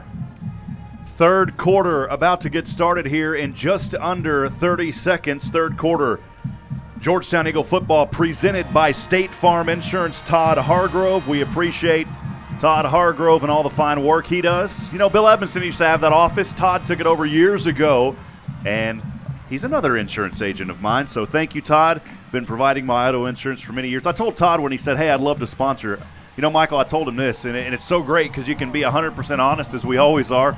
But I said, Todd, I love that you're sponsoring because I know you. I get to talk personally about you, and I get to say I use that man for my insurance, and he and his staff do a great job. So Todd Hargrove, thank you, buddy, for sponsoring Georgetown Eagle third quarter football this season. Word of mouth is always the best advertisement. You know, sometimes I hear radio ads and these guys, well, I got me a new alarm system. Call these guys. They'll take good care of you. I'm like, God, do you really have their alarm system? You know? Right, yeah. I guarantee if we say that here on SHN, not knocking anybody else. I'm just saying I guarantee if I say it, I promise we have it. Right. So if there's any alarm companies that want to sponsor and then, hey, I may buy an alarm system from you, give me a call, man. Well, let's talk about it. Let's talk about it. And Ring don't call the cops. So, well, just moments ago, Michael, the Wylie Bulldogs who trail here 13-7 as we're about to get underway in the third quarter. They ran through their Bulldog tunnel. Georgetown back on the field now. Wylie, of course, to recap, in their purple jerseys, purple pants, numbers in white, trimmed in gold, gold face mask, and the purple helmets. Georgetown in their ice white jerseys, the white pants, the eagle blue numbers, and the silver helmets with blue face masks. Georgetown is set to receive. We'll see how they respond here in this third quarter. one thing I'm definitely impressed with the Wylie fan base here is these stands have been packed from the very beginning. They are definitely in great support of their Wylie Bulldogs. Georgetown also traveling well. See a smattering of Georgetown fans that came out to tonight's game, and that's good to see. Two are set back to receive for Georgetown.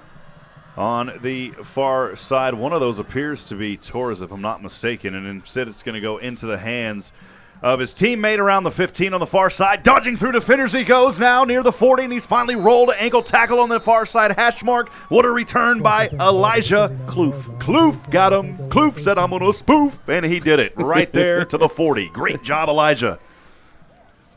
So Georgetown will take over here. Well, not take over. They'll start here. 11:54 to go, third quarter. Leading by 6. They'll have the ball first down and 10, Michael, on their own 39-yard line. Driving from left to right. Jackson Seosin, quarterback for Georgetown, 1 pick in the first half, though he threw 137. He's in shotgun from their own 39. Passing over. Cahill wide open at the 45. On the near side, Numbers, and he's tackled just in between the 50 and the 45. He'll be brought down at the 43-yard line into Bulldog territory. It's Noah Drum. Oh, it is Drum. Thank you. I got confused. We were talking about Dylan a while ago, man. Right.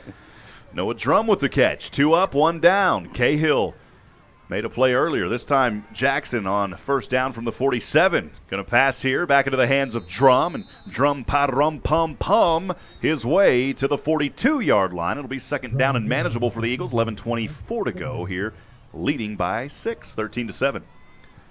This is a Georgetown offense that wants to move quickly. Seosin on second down. Actually, it's second down and about 5. He's got the ball on his own 42-yard line, or actually on the wall, beg your pardon, on the Bulldog 42-yard line.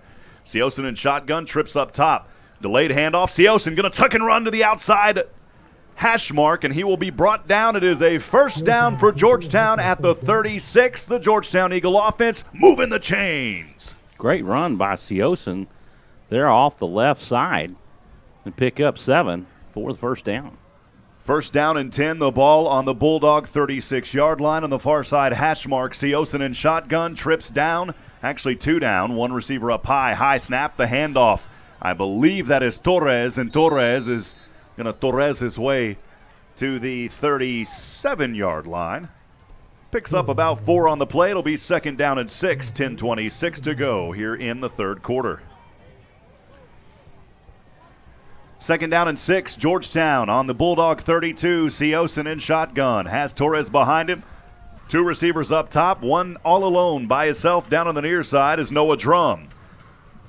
Seosin passes it up into the hands of Isaiah Fillmore, and Fillmore says, you better fill some more of this, as he gets the first down at the 22-yard line on the near side. And actually, they're going to give him an extra yard there, Michael, to the 21. Tell you what, Georgetown is driving well. Coach Dean sticking with that good mix of grounded pound and pass. First down and 10, Georgetown threatening the red zone on the 21-yard line. Seosin a quick dagger over to Cahill. Cahill finds a hole on the far side. Hashmark still plowing his way forward. Wow, what a catch right there, and yards after by Cahill inside the 10-yard line. Michael, he'll be down at the 8. Yeah, first and goal to go. You know, years ago when his brother Dakota used to run, we would always say Dakota Cahill over the hill when he would run across that 50. Boy, he's picking up the yardage right here now. First down and goal from the 8-yard line. Georgetown on the far side hash mark. Seosin in shotgun from left to right. Fakes a pass, hands off to Torres, and he will be brought down, maybe a gain, as he tries to inch his way forward in between the hash marks. He thought about taking it up the middle and then came back around to the right side. And he will be down. Actually, no gain, but there was an illegal formation against Georgetown, so that's going to set the Eagles back quite a few here. We'll see what happens.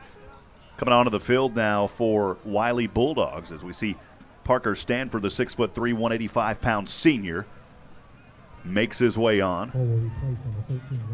Georgetown will break out of the huddle here. First down and goal, sets them back to the 13-yard line. Just shy of that far side hash mark. Seosin has Torres behind him. 2 receivers up high, as he's going to change the play here at the line. 2 receivers up high, 2 down low. One of those down is Noah Drum. Also Isaiah Fillmore here on the near side. The snap back. Has plenty of time, throws this one way out of the reach of Noah Drum. as that one goes way deep on the inside corner of the end zone. Incomplete, second down and goal, ball on the 13. Again, thanks for joining us here. 2018 Georgetown Eagle football presented by the Oak Ridge Disciple House. Thank you, Joshua Harris, for all that you do in the Georgetown community. Second down and goal from the Bulldog 13, 8:49 to go. Seosin in shotgun, two down. Now the man in motion from bottom to top is Dylan Cahill. Trying to do a little end-around action, somehow still on his feet. Has the ball is Torres, and Torres is finally going to be dropped back. As looked like it was going to be an attempt at an end-around play. And Torres is going to be dropped just inside the near side hash mark for a loss on the play to the 19-yard line. It'll be third down and a long goal now as Michael, the Bulldogs are about to push Georgetown back out of the red zone, man. That's a bad snap and exchange between Seosin and Torres. Third and goal from the 19. Well, they got it down inside, and going backwards is Georgetown. Triplet stacked up top to the left, one receiver all alone down is Fillmore on the near side. Torres behind to Seosin. Seosin has some daylight, now throws across the middle, the touchdown, a 19-yard dagger on the near side hash mark into the hands of his receiver. Wow, what a play there. Noah Drum continues to stay alive for Georgetown, and that is a confidence booster for Action Jackson Seosin. Trying to get Sean Connery in here tonight.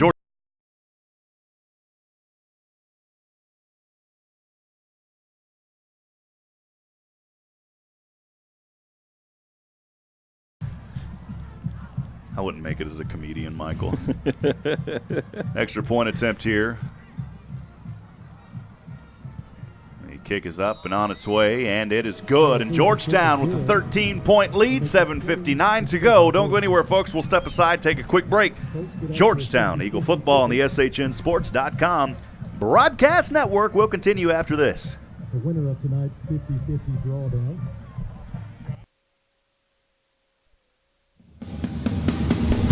This is Taco Williams, defensive back. This is RJ Moreno, running back. This is Noah Drum, wide receiver. This is Mason Meyer, defensive end. This is Johnny Knight, defensive back. This is Dylan Cahill, slot receiver. This is Gage Leggett, defensive back, and you're listening to Georgetown Eagle football on SHN Sports.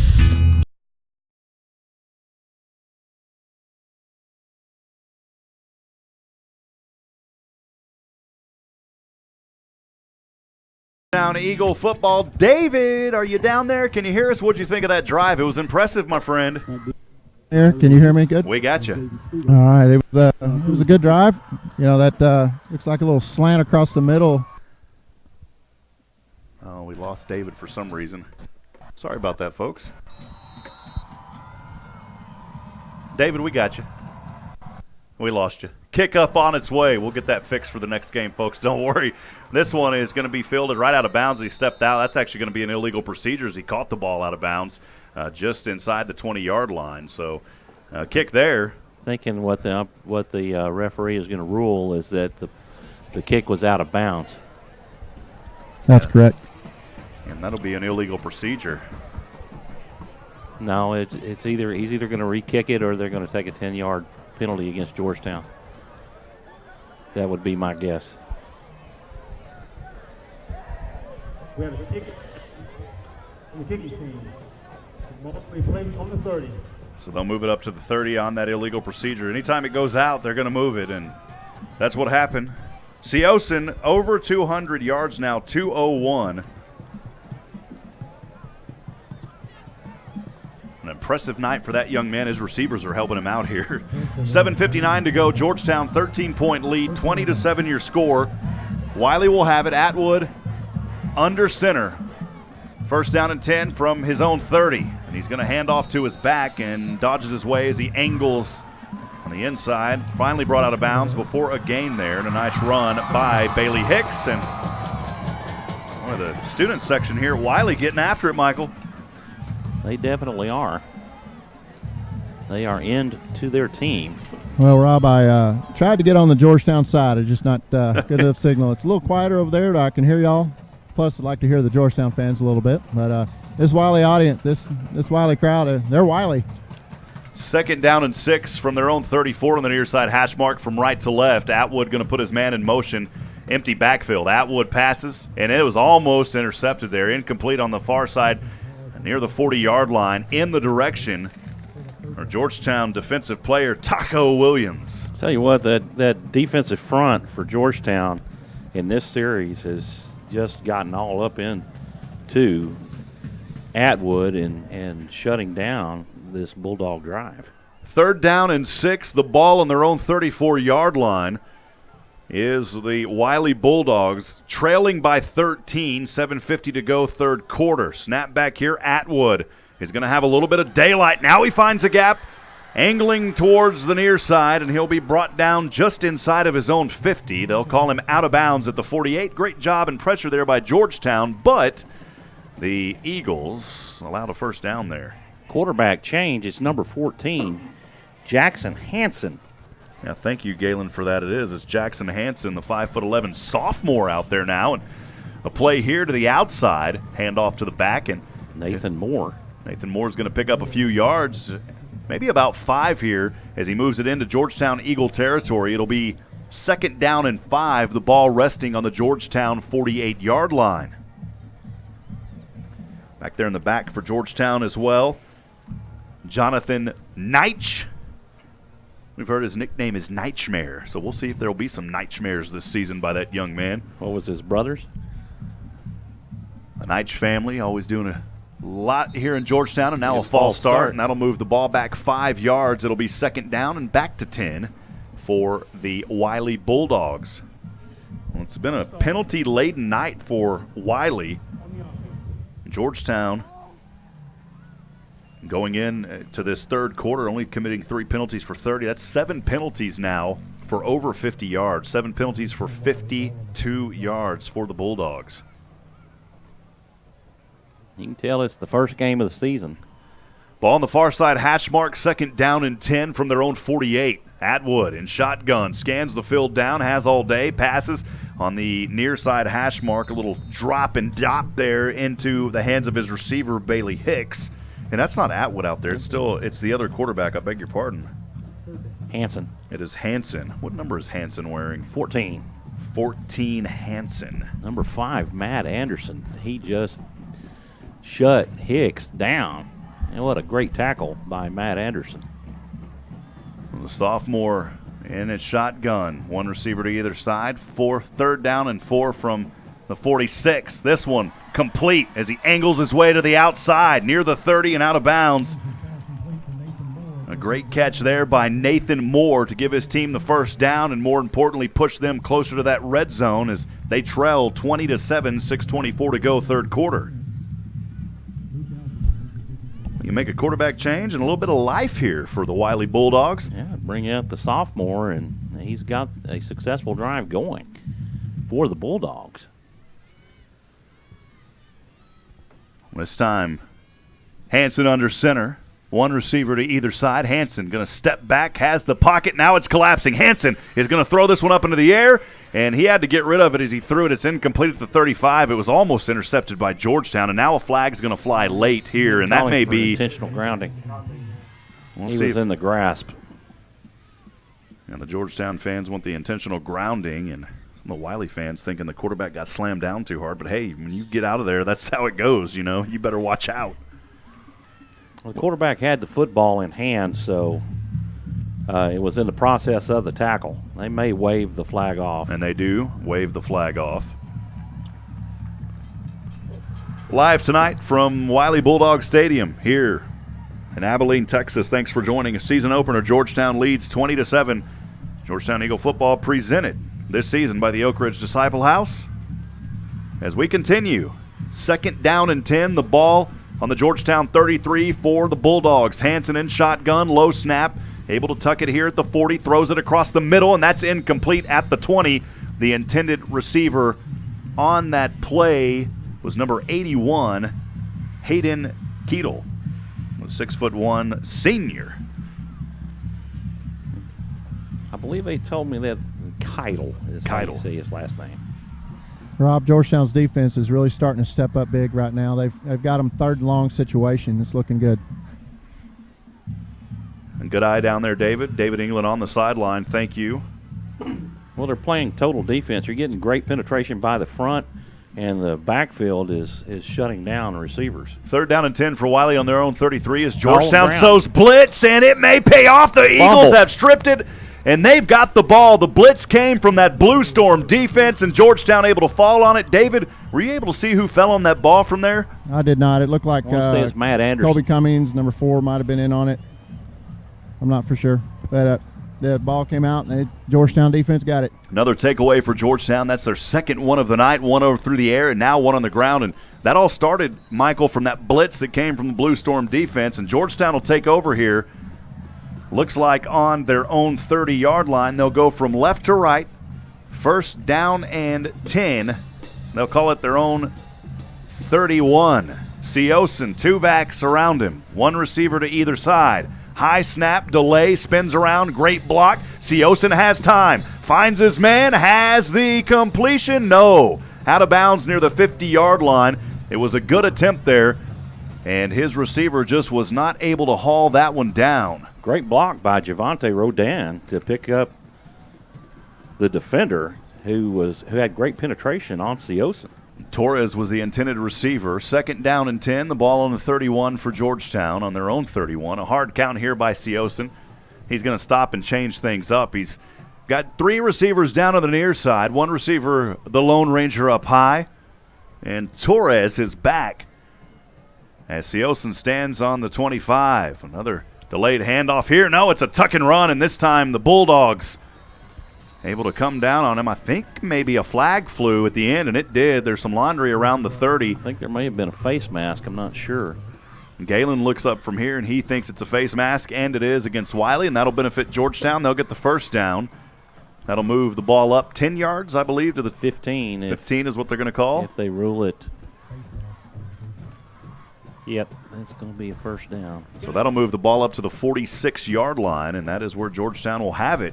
Well, another penalty-ridden play there for Wylie, and that's really helping to keep Georgetown ahead in this ballgame so far. Self-inflicted wounds by the Bulldogs, who picked up the quarterback keeper. Georgetown leads 20-7, 5:51 to go, 3rd quarter. 1st down and 10. They've got it on their own 46-yard line on the near side hash mark. The clock's running. Seosin, a handoff to Torres, and Torres bouncing his way around like a pinball machine to the 50-yard line. Somebody bring back the 80s, baby.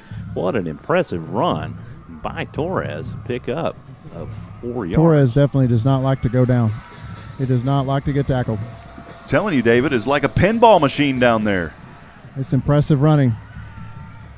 2nd down and 4. The ball on the 46-yard line. Georgetown trying to bring it into Bulldog territory. It's actually on the 49. Snap here, Seosin going to throw it to his man in the flats and trying to avoid the ankle tackle, and he does. It may be only a gain of 1, if anything. They lose. Noah Drum. They lose 3 yards on that. Yeah, they do. They set him back 3. So Drum there was trying to go out on the flats to the far side, and great defense by Wylie with the pressure. Clock running, 4:57 to go. Georgetown on a 3rd down and 9. A loss of 2 on the play, down to the 47. Seosin shotgun, trips down on our side here on the near side. 1 Lone Ranger up top. Seosin steps back at the 40, throws this one across midfield, has Drum, and has the 1st down at the 25-yard line into Bulldog territory. Once again, it's Noah Parum-Pum-Pum Drum, baby. Drum doing a great job to protect the ball once he's tackled. Seosin looking good here in this first game of the season despite the 1 interception. On a 1st down and 10 from the Bulldog 26, has his receiver, has him on the near side, angling, and another 1st down inside territory. Corey Coleman getting some action now. Corey Coleman definitely winning the size battle on that one, Rob. And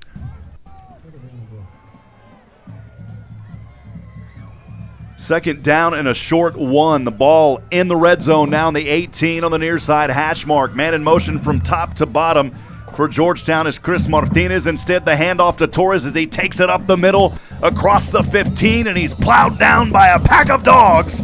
But he will pick up a few on the play, Michael. Looks like they're going to mark him down around the 14. Give him 4. It'll be 1st down, but Georgetown can pick up another 1st down. First down for the Eagles, near side hash mark on their own. I beg your pardon, on the Wylie 14. The handoff to Torres as he angles his way to the outside near the 5-yard line. They're going to say he was down at the 7. Close to another first down, a pickup of near 7.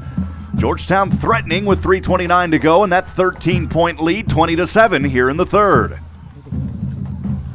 Little communication issues down here as some receivers were trying to come onto the field. The coach has to pull them back. For Wylie, it was Hayden Keitel. It takes me a while, Michael. That's why I got you, brother. I couldn't do it without you, my man. Thank you. I'm just glad to be a small part.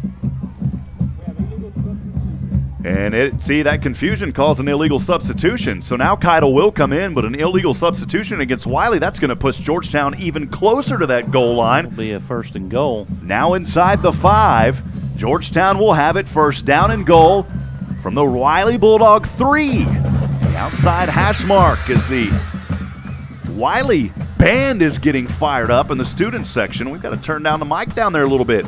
1st down and goal from the Bulldog 3. Siosin, high snap, is going to hand off to Torres, and Torres tries to angle his way to that outside hash mark, and he will be brought down.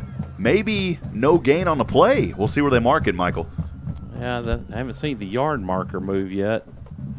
It looks like he should be at the 2-yard line. They do give him 1 yard. It's 2nd down and goal from the 2 now. Georgetown trying to build on that 13-point lead. Siosin in shotgun on the far side. Hash mark. 1 receiver all alone on the near side is Noah Drum. 2 receivers up top. It's Cahill and company. Torres, the back, right next to Siosin. Now a man from top to bottom. And it's going to be a fake handoff. Siosin, can his line push him through? No, he will be stopped right at the goal line. Touchdown. Nope, they gave it. Well, waiting. Do we have the official call? Yes, we do. Normally that line judge comes over and makes it, but the man on top of the pile made it. Touchdown, Georgetown. A 2-yard quarterback keeper. Jackson Siosin gives Georgetown the 26-7 lead with 2:19 to go here in the third. Impressive drive yet again, Michael. It's a 2-point conversion to Noah Drum. And that 2-point conversion quickly happening. It's good. 28-7. 2:19 to go. The Eagles alive and well here in the State Farm Todd Hargrove third quarter. We'll be right back. Don't go anywhere, folks. Keep your ears on us. Georgetown football continues on SHN Sports.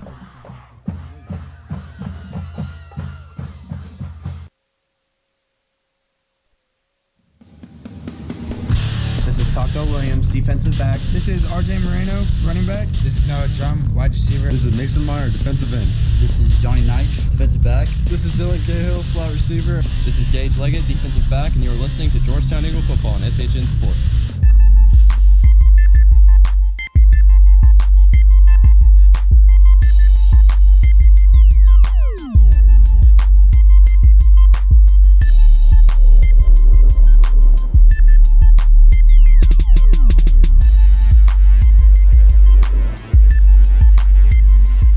Back in action we are. Georgetown is going to do a little pooch kick here. It's going to go out of bounds. Another illegal procedure by the Eagles. The flag drops around the 30. On that kickoff from left to right. Georgetown leads 28-7, 2:19 to go here in the third quarter. Wylie will have it. They're going to get a nice little start here, though, on this drive, Michael, after that short kick. Looks like we may have another quarterback change. Looks like number 11. It's going to be Christian Ramirez. That's the receiver, if that's who it is. No, Nope. It's Hanson. He's coming back out. Hanson back in there, the sophomore. And, Michael, I wanted to point out he is only one of 2 sophomores on this team. The other sophomore, Duncan Alexander, the offensive lineman. Plays a little D-line, too, once in a while. Bailey Hicks, a lone setback. One back. Going to keep it here. Chased by 2 Georgetown defenders, and on the tuck and run, he's trying to find his man downfield. He angled it towards the outside, eventually dropped out of bounds around the 36-yard line on his own side. Tell you what, I got to take my hat off to number 6, Mason Meyer. He has been nothing but pressure on the quarterback all night long. He has put pressure upon the Bulldogs quarterback. Jackson. Outstanding play. Absolutely, and Jackson here, Hanson, the quarterback for Wylie, Second down and 7 from his own 39. The handoff to his back, and he spins his way as he angles towards that outside line, and he'll be dropped down around the 40. It'll be third down and long for the Wylie Bulldogs. Looks like he was out of bounds at the 39. Friends, thanks for sticking with us here in the opening game. It's always a little bit to work through, but once we get rocking and rolling, the season starts flowing.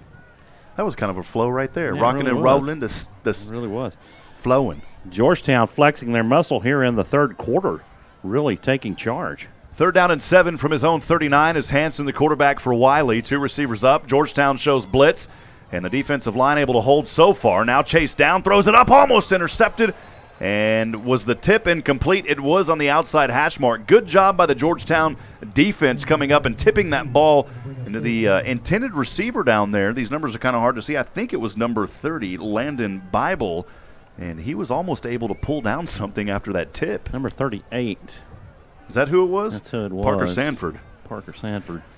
And that'll bring up fourth down and long, and you've got to punt the ball here. Set back to punt this one will be Peyton Wood, if I saw that number correctly. Yeah, you definitely have to punt it away. Georgetown has just flexed too much muscle. You can't try to squeeze one in. I think Noah Drum set back to receive here on a fourth down and 7 from their own 39. A high punt. Drum is just going to fair catch this one around the 30, and he does. In between the hash marks, Georgetown with a 28-7 commanding lead, but they've got to hold on. That could go down quick if they're not careful. 1:16 to go. The Eagles will have it. David, what are you seeing down there? Well, I'm seeing Mason Meyer. He's really just ripping through that offensive line of Wylie. Wylie got away with a little bit of a hold on Mason Meyer there, but our defense is just flying all over the field now, and y'all are exactly right. They're flexing their muscle, and they're getting through that line, and they're going to wear down that offensive line of Wylie. 1:16 to go. Georgetown will take this one back over now after the punt on their own 29-yard line.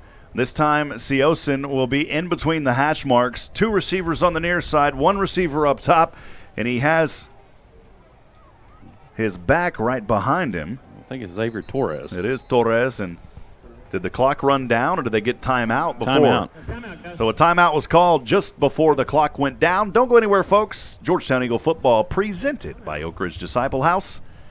We'll be back in a few moments, also made possible here in the third quarter by State Farm. Todd Hargrove. We'll be right back here in just a few moments, folks.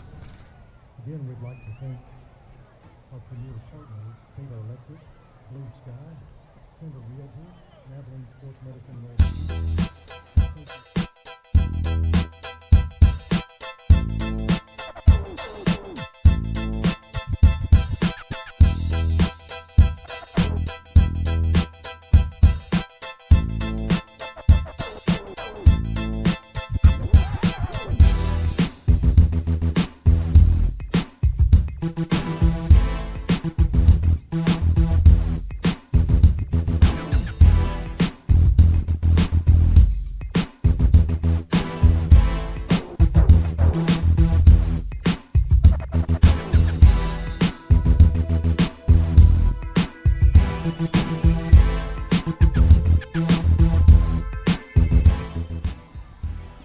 As back in action here on first down and 10, the ball on their own 29, incomplete pass at the 40-yard line. That was intended for Noah Drum for Georgetown. It'll be second down and 10. Beg your pardon, Chris Martinez. Thank you, Michael. Can you bring me up? Yeah, there we go. Michael's saying, I'll always try to bring you up, bro. You bring me up, my friend. Second down and 10, Georgetown from their own 29. Seosin passes over to Drum on the near side, dancing through defenders, and he is going to be tackled by a host of dogs. Only a gain of a couple on the play. Great defensive stop there. Coming in was Jackson Smith for Wylie. 57 seconds to go here in the State Farm Todd Hargrove third quarter.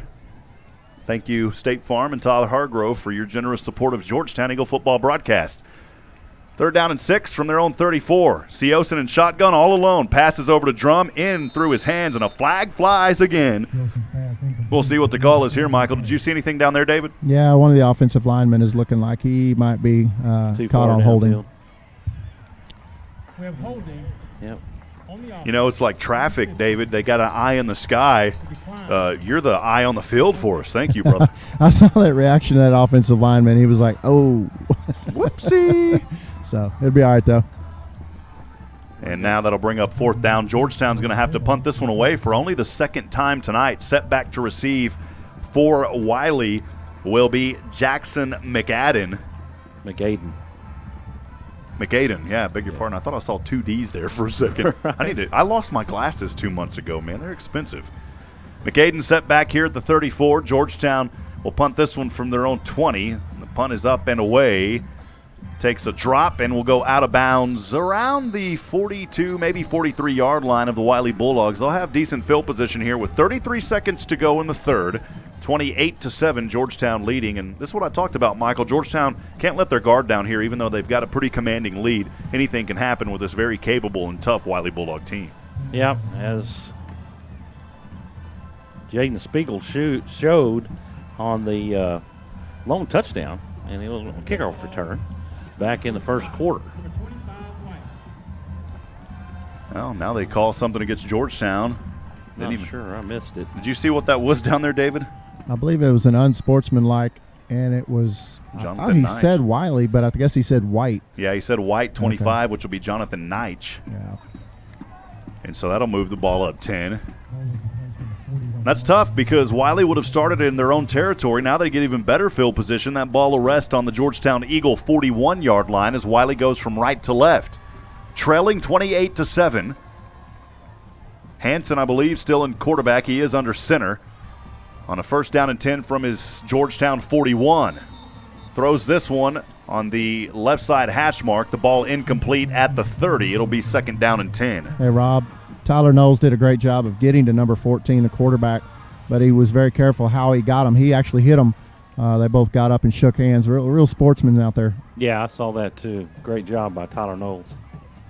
Georgetown Eagle Band and the Georgettes just across the field from us. 2nd down and 10. Wylie from the Georgetown 41. Hansen chased by 2 defenders. Too high, and oh my goodness, he was already in the act, and they're going to call a foul there, a flag thrown against Roughing Georgetown. the passer, most likely.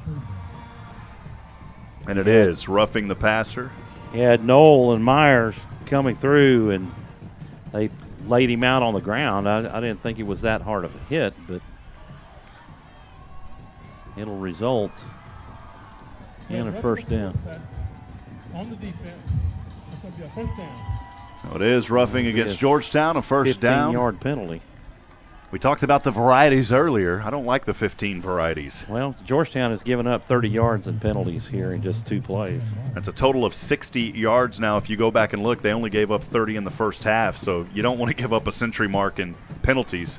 But that's why you have the early games. You work through it. 1st down and 10. Wylie threatening on the Georgetown 26. Hansen is going to hand off to his back as he angles towards the inside, just in front of the 20-yard line. A nice carry there by Bailey Hicks. Hicks will pick up just a couple, though, down to the Georgetown 25. And that should do it, Michael, here in the State Farm Todd Hargrove. Third quarter as we wind down. 4th quarter action coming up. 28-7 Georgetown leads, but Wylie threatening. Don't go anywhere, folks, as we will send it down to David. What's your thoughts down there, David?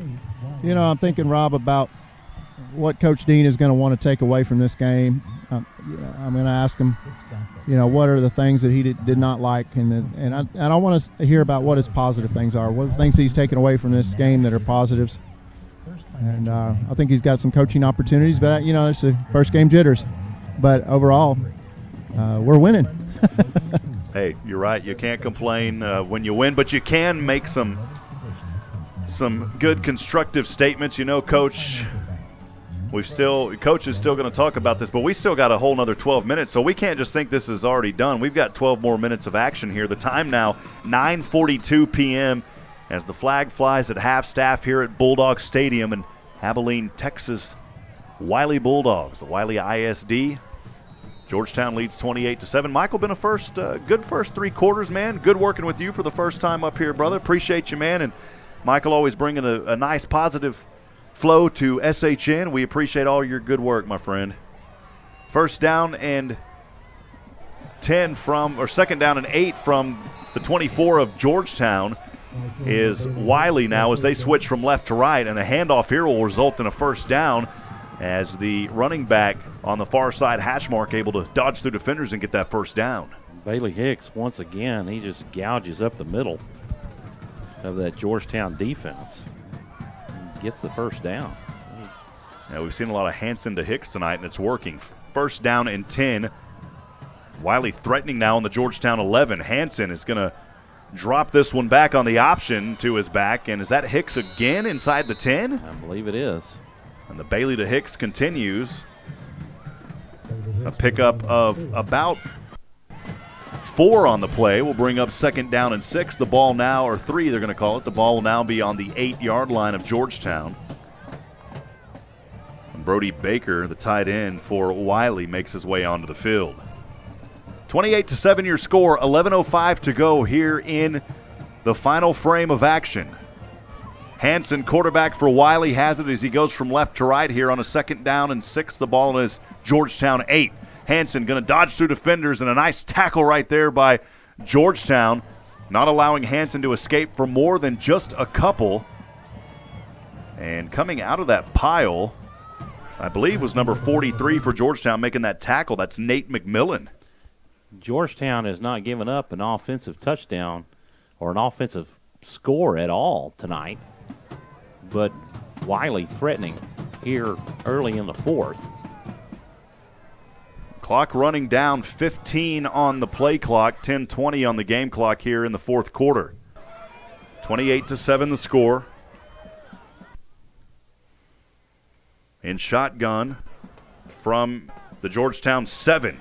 For the option. Hanson has it. Going to be holding. Runs right into a Georgetown defender as he angled towards the inside, but there may be holding. That one's coming back. A host of Eagles coming up after that play. Mason Meyer and company down there trying to get that initial penetration, but they couldn't get through.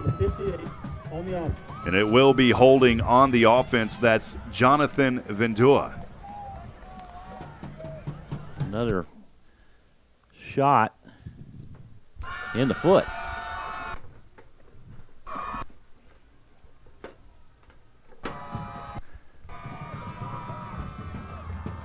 Just another one of those plays. As you just said, a shot in the foot. You're getting close. You're within the 10-yard line. And again, penalties throw you back. This has been a penalty-ridden night for both teams, but especially Wylie. 9:57 to go. Hanson in shotgun on a third down and 6. Has it on the Georgetown 17. And a timeout is going to be called here. And who called that timeout? That'd be Wylie. It is on Wylie. We'll keep it right here, Michael. David, penalties hurting Wylie tonight. Your thoughts? Yeah, I really like what Michael was saying about no offensive touchdown. That speaks volumes for our defense and how, they've made a couple of mistakes here and there, but they're pretty disciplined and they're just too much for this Wylie offense. And, you got Mason Myers. That offensive line was doing everything it could to protect his quarterback, and Mason Myers a lot to try and guard. As always, eye on the field down there, David England. Thank you tonight. Working the camera early on our second angle, but we took that down as we're working through some things, and David said, I'm going to sideline it, so we appreciate you, David. Third down and 16, the ball on the Georgetown 17 now for Wylie as they go from left to right. Two receivers up high. Hanson going to throw this one down. It sails to the corner. It's intercepted by Georgetown. Coming down with it on the play for Georgetown is Taco Williams with the hot sauce, baby. Man. Rob, right now the wind is coming. You can see that flag blowing right there, and I think that floated that ball. And good opportunity for Taco Williams there. Hey, the ball may have floated, but you still got to get under it, David. And Taco Williams doing work tonight. Again, talked to Taco's mom just a few days ago. I told her I'm bringing the hot sauce back for him. Don't worry, Miss Williams. Georgetown will take over here. First down and 10 from their own 20. In between the hash marks is Siosin, and he is going to hand off to Torres as Torres near the 20 on the far side, right at the number, but he's going to be stopped for a loss of 1 It'll be 2nd down and 11 for Georgetown. It's one thing that's been effective for Wylie tonight, for the most part, is stopping some of the run game for Georgetown. It's really been an air assault for these Eagles tonight. Of course, R.J. Moreno not playing tonight.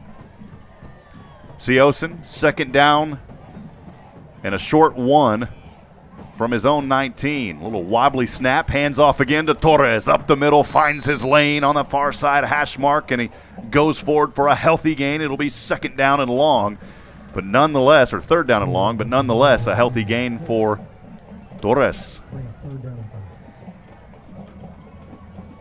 3rd down and 5, Georgetown has it on their own 25, 8:50 to go, 28-7, Georgetown holding on to a lead and trying to protect that lead here. Seosin in shotgun, Torres will be his back to his left, 2 receivers to either side. Blitz showing here, and Wylie will pull off of it. Across, has his man, a flag is thrown in between the hash marks, as Georgetown still on his feet, now to the near side, still dancing around, finally brought out of bounds inside the 50.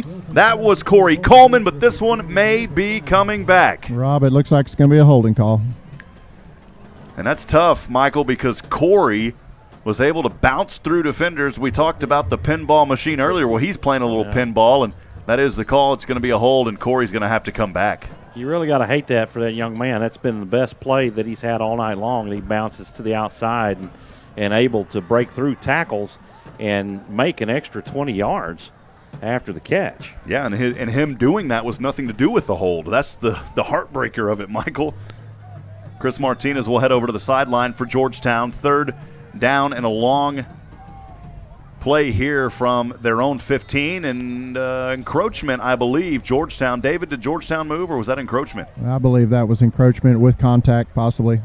It's the hard count of Jackson Seosin throwing Wylie off yet again tonight. So Georgetown will pick up 5 more of those yards instead of it being 3rd down and 15. It'll be 3rd down and a manageable 10 now from their own 20. In between the hash marks is Jackson Seosin, triplets up high, 1 receiver down low, and Torres is his back right behind him. Seosin standing on the 15, trying to cut through, now throws it across the middle, up, has his man at the 50, rolling down, it's a 1st down, Georgetown into the hands of Noah Drum. Drum has been impressive all night long. It's another dagger right between the eyes, and Drum able to hold on again. He has been the Georgetown star player of the night. Jackson Seosin, I mean, he's been working several receivers. Seosin to Drum, Seosin to Cahill, Seosin to Coleman. 1st down and 10. Georgetown actually, they didn't get to the 50, still on their own 47. And then let's not forget Fillmore. You got to throw Fillmore in there. Triplets down, 1 receiver up top. Seosin directs Moreno to get behind, or beg your pardon, directs Torres to get to his left. Little miscommunication. Torres has it, somehow spins his way across, able to get across that 50-yard line. It would have been a loss for 1, but Torres able to use that frame and spin around town to the 50 there on that far side hash mark. And that'll make it a little bit more manageable here. 2nd down and a long 7 from their own 50. He took it from a loss, and he gained about 5 yards on that play, but only picks up 3. Seosin standing back, Torres behind him, 2 receivers down low, 1 up top. Finds his man, it's a pass, it's Drum, and Drum still on his ankles trying to get the 1st down, flags fly. He was a yard short there on that far side hash line, or far side out of bounds line. We'll see what the flag is here. David, did you see anything? A little further downfield. I'm wondering if we might have had a lineman downfield.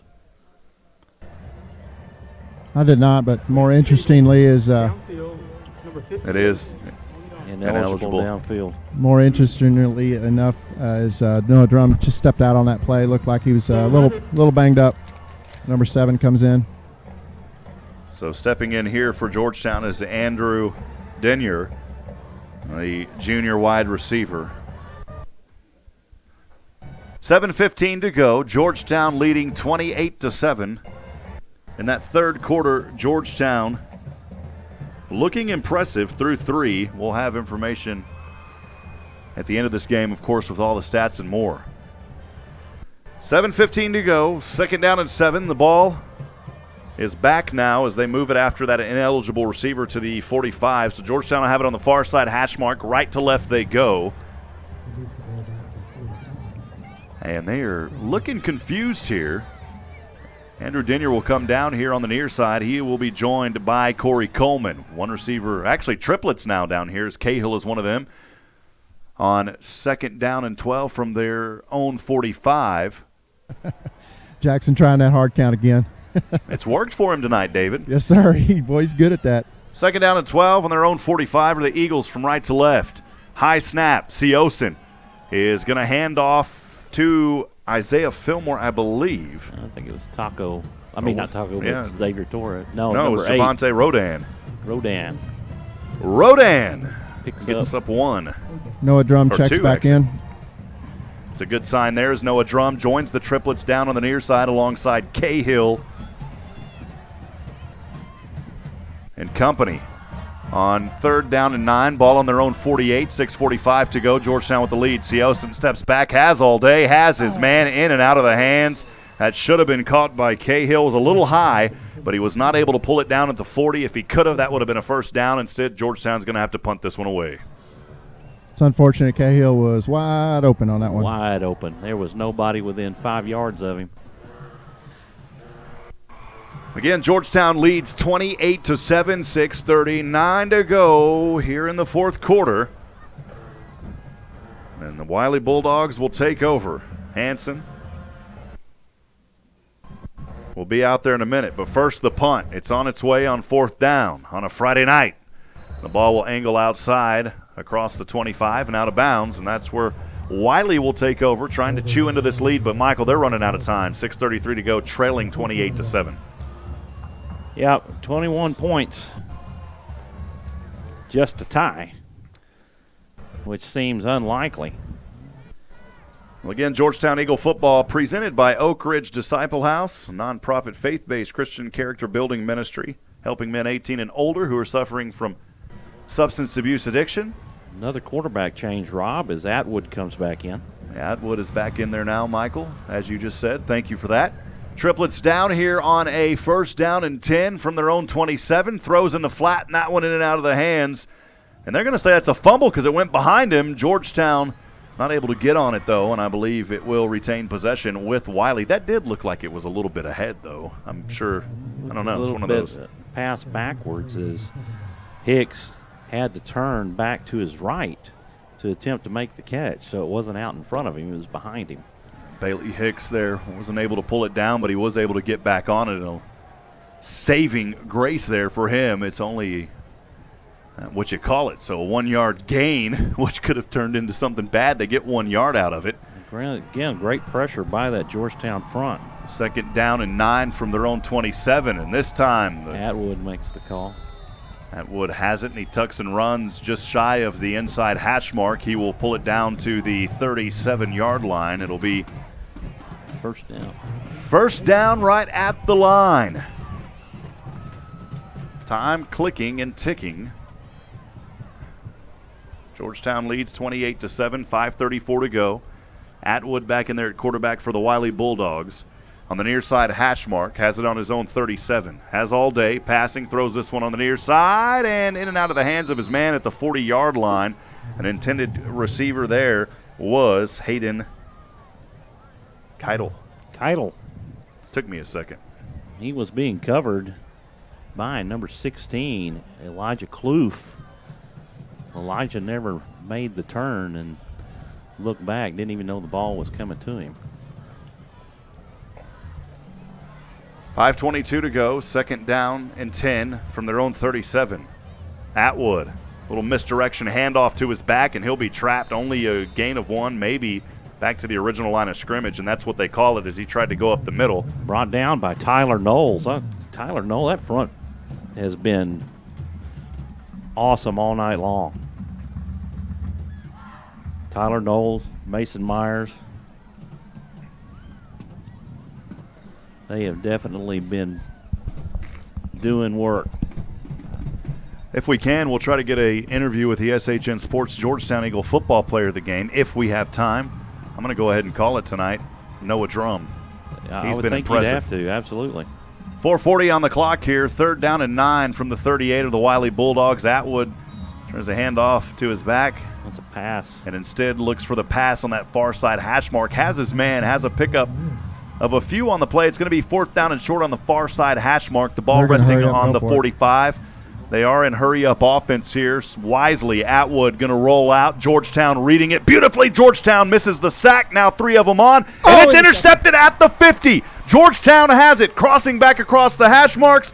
And a nice job right there on the play by Isaiah Washington, the linebacker. He was able to read it, and he read the interception. That is the 2nd takeaway through the air, the 3rd total tonight for the Georgetown Eagles. The pressure coming alive for the Blue Storm. Rob, I believe there's going to be a penalty. Washington got up and spiked that ball. I believe that's what that flag is for on that other side. I think he Ineligible downfield. declined. First down for Georgetown on the 3rd takeaway. David, I was going to say, I don't know if he spiked it. I thought, I was just going to make up something to say, well, I think he tripped, and he just threw it to the ground on the trip, David. Georgetown taking over here, 4:08. Now the Wylie fans starting to leave the stadium. That was kind of the last gasp of air the fans thought. 28-7. Georgetown leads, 1st down and 10 on their own 48. And a handoff here to Xavier Torres as he angles towards the outside near the 45-yard line in between the markers. A healthy pickup there. Again, Underwood's food giving them some healthy gains tonight. It gave us some healthy gains, David. You didn't get to go. We went to Underwood's, David. We drove right by Underwood's, and I told Emily, I said, there goes the team. The team must have stopped at Underwood's. 3:40 to go. Here in the ball game, 2nd down and 4. Georgetown in Bulldog territory at the 46 again. The handoff this time, it's going to go to Javante Rodan. And Rodan will have it up the middle for a Georgetown Eagle first down. I think if you're going to put somebody else up there with Noah Drum, you're also going to have to look at Xavier Torres. I mean, he's gashed left, he's gashed right, he's gashed up the middle. His ground game has been effective all night long against these Wylie Bulldogs in the absence of Moreno. Yeah, he's done a great job. We usually pick one on the player of the game for Georgetown, but I agree with you. As a runner-up, I would definitely put him there. 2:59 to go, 1st down and 10, ball on the 41, and the clock may have ran out unless a timeout was called, and there was a timeout by Georgetown, and Coach Dean is not happy with his team not getting that play off. He is in the face of Jackson Seosin. Yeah, he is definitely not happy. You talk about the coaching of Georgetown and just the mental toughness. He wants his team to be mentally tough, and part of being mentally tough, mentally prepared, is making sure that you get those plays off in time, and that's one of those calls that down the season could cost you big, and that's why they want to get this worked out early in the season. So you got to credit the Georgetown coaching staff for really keeping their players on their heels.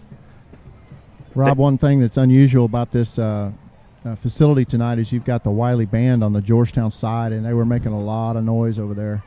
It was pretty hard to hear. Yeah, I'll bet. Nothing like Battle of the Bands on the same stand, right? I'll tell you what, this crowd has been impressive. It's been a good ball game.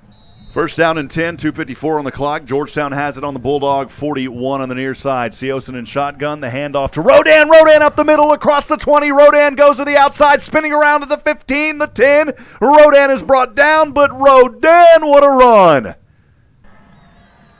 Wow, Rodan as he angled back towards the inside. A beautiful run for that young man. That's the longest Georgetown run of the night. That is a positive sign when you've got your starter Moreno not playing tonight, to have Torres and Rodan coming in. That looks good, because last year we talked about the Georgetown running game. We were worried about it. It got started late. This season it looks like it's getting started early. Near side hash mark, 1st down and 10. They can get a first down at the 2.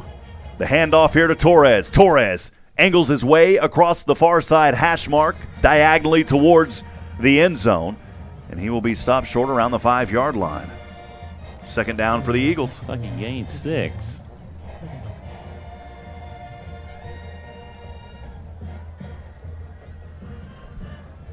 Second down and 2 for Georgetown. They can get a first down, I believe, at the 3. Clock is running. You know, they'll try to punch one more through here. Why not? Leading 28-7.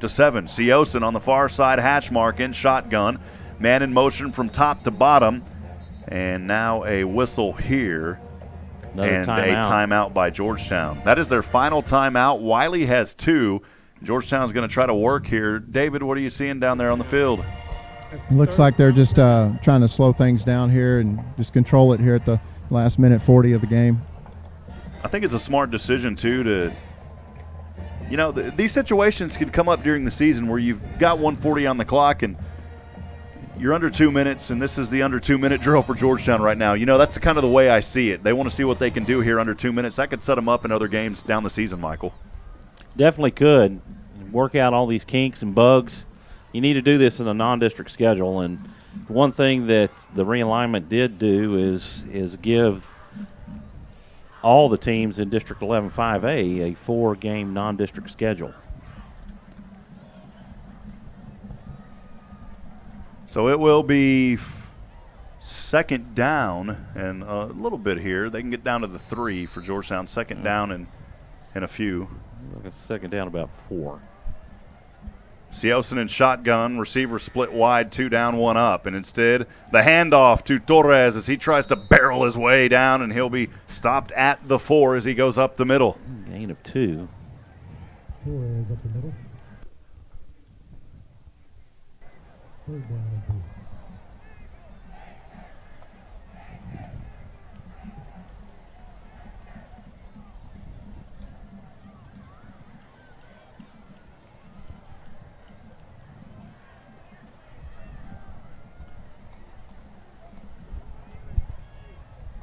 Well, it'll be third down and goal from the 2 here. Low snap. Seosin is going to go to Torres again, and Torres is stopped as he tried to cut inside and then back outside. Stop like there right for Torres. Looks like it's real close to the marker, Rob. Torres gets close, but not enough for a first down. It'll be fourth down.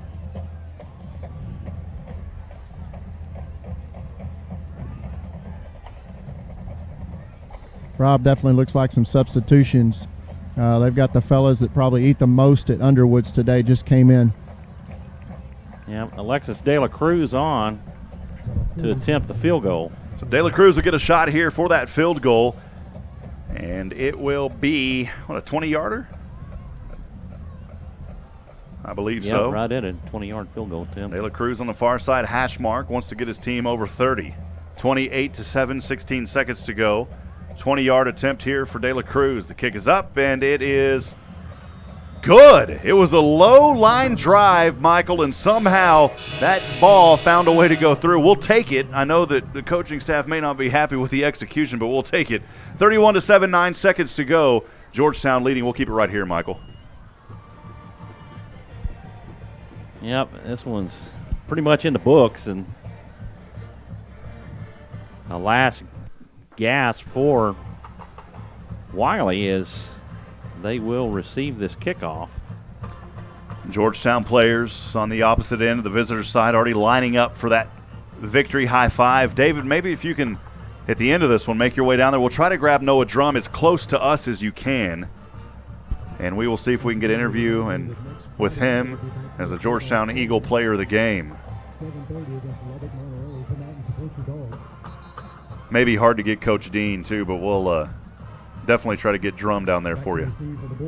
Well, Georgetown definitely made the necessary adjustments through halftime, and they came out in the third quarter and punched Wylie right in the nose and definitely took control of this ball game and haven't looked back since.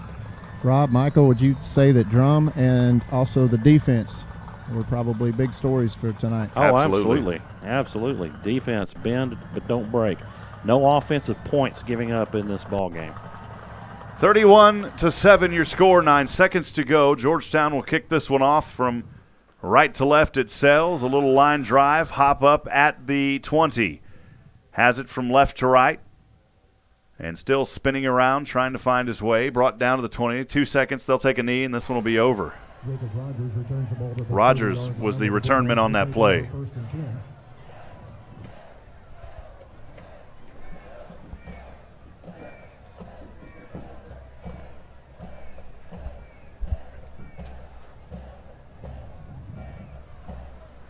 Great job tonight by the Georgetown coaching staff. Coach Beatty walking behind us here in the booth moments ago.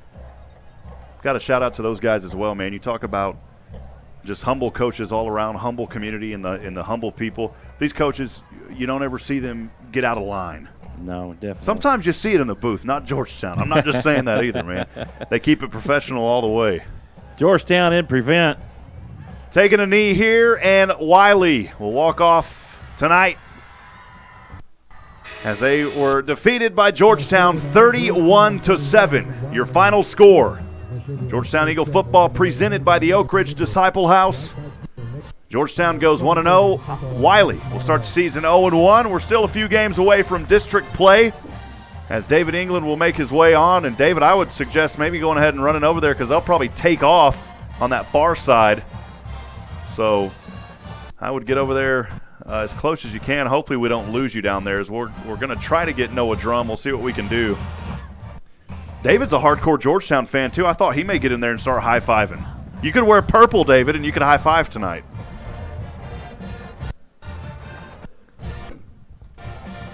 Again, your final score, 31-7. As David England standing by on the 35. They'll go sing the school songs, and I'll try and catch Noah Drum after that. If you see him running back towards you, I'd grab him and tell him to meet you back where you're at because we're not going to be able to get that interview on that side of the field, unfortunately. Wylie getting the tough draw against Georgetown, and it was an expected win for the Eagles tonight. Drum goes the opposite direction. He's right around the 50. He's about to step over the Bulldog, David. You'll see him. Yeah, he's working his way towards you, David. Hey, he's right across the Bulldog now. Just tell him to meet you back at the Bulldog after the school song. There he is as he's cutting across. And David, as you hear him talking there, so we'll have Noah Drum and David England standing by in a few moments. Galen Wellnicki putting together final stats. Again, your final tonight, 31-7, Georgetown victorious. Michael, thanks for being up in the booth with us. Things a little rusty to start with, as always, but we'll get it rolling. We've got to work through the early season jitters. And a little audio, sorry about earlier. We had a little audio mishap. I tripped over my headset, man, and it was pretty loud, so sorry about that, Michael. That cracking and popping going on. I think we're having Rice Krispies treats up here. Well, friends, finally but not least, of course, we'll have stats, but I do want to, again, thank our sponsors here. Teaching Me. Thank you, Kristen Miller, for your sponsorship in the first quarter all season long.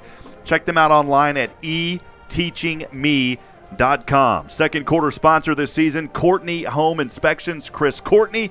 If you've got a house you're selling or buying and you need a reliable home inspector who will work around your time, give Chris Courtney a call or check him out online. That's the best way. Numbers don't really work in advertising. Websites do. Go to CourtneyHomeInspection.com. Our third quarter sponsor, my good friend and insurance agent on the auto side, Todd Hargrove from State Farm Insurance. We're still looking for a fourth quarter sponsor, so hopefully we'll have that. David, if you can make your way a little bit closer to us, David, if you don't mind, and we'll make sure that we don't lose that interview tonight. And we'll send it down now. David England on the field with the SHN Sports Georgetown Eagle player of the game, number 11, Noah Drum. David, take it away. Noah Drum, outstanding game tonight. Just all over the field. You're catching big passes, big plays. Talk to us about your game tonight. Honestly, I believe that I had a lot to work on. I had a couple of drops. Overall, our offense did pretty good. We started off slow in the first half, but we brought it back up in the second. We got to keep working, though. A lot of areas to improve, but also one thing we noted was the defense did not allow a scoring touchdown. Yes, sir. That's true. Our defense summer and right now. Thank you, Drum. Congratulations. Have a good night. David, thank you for that interview down there with Noah Drum, the Georgetown Eagles.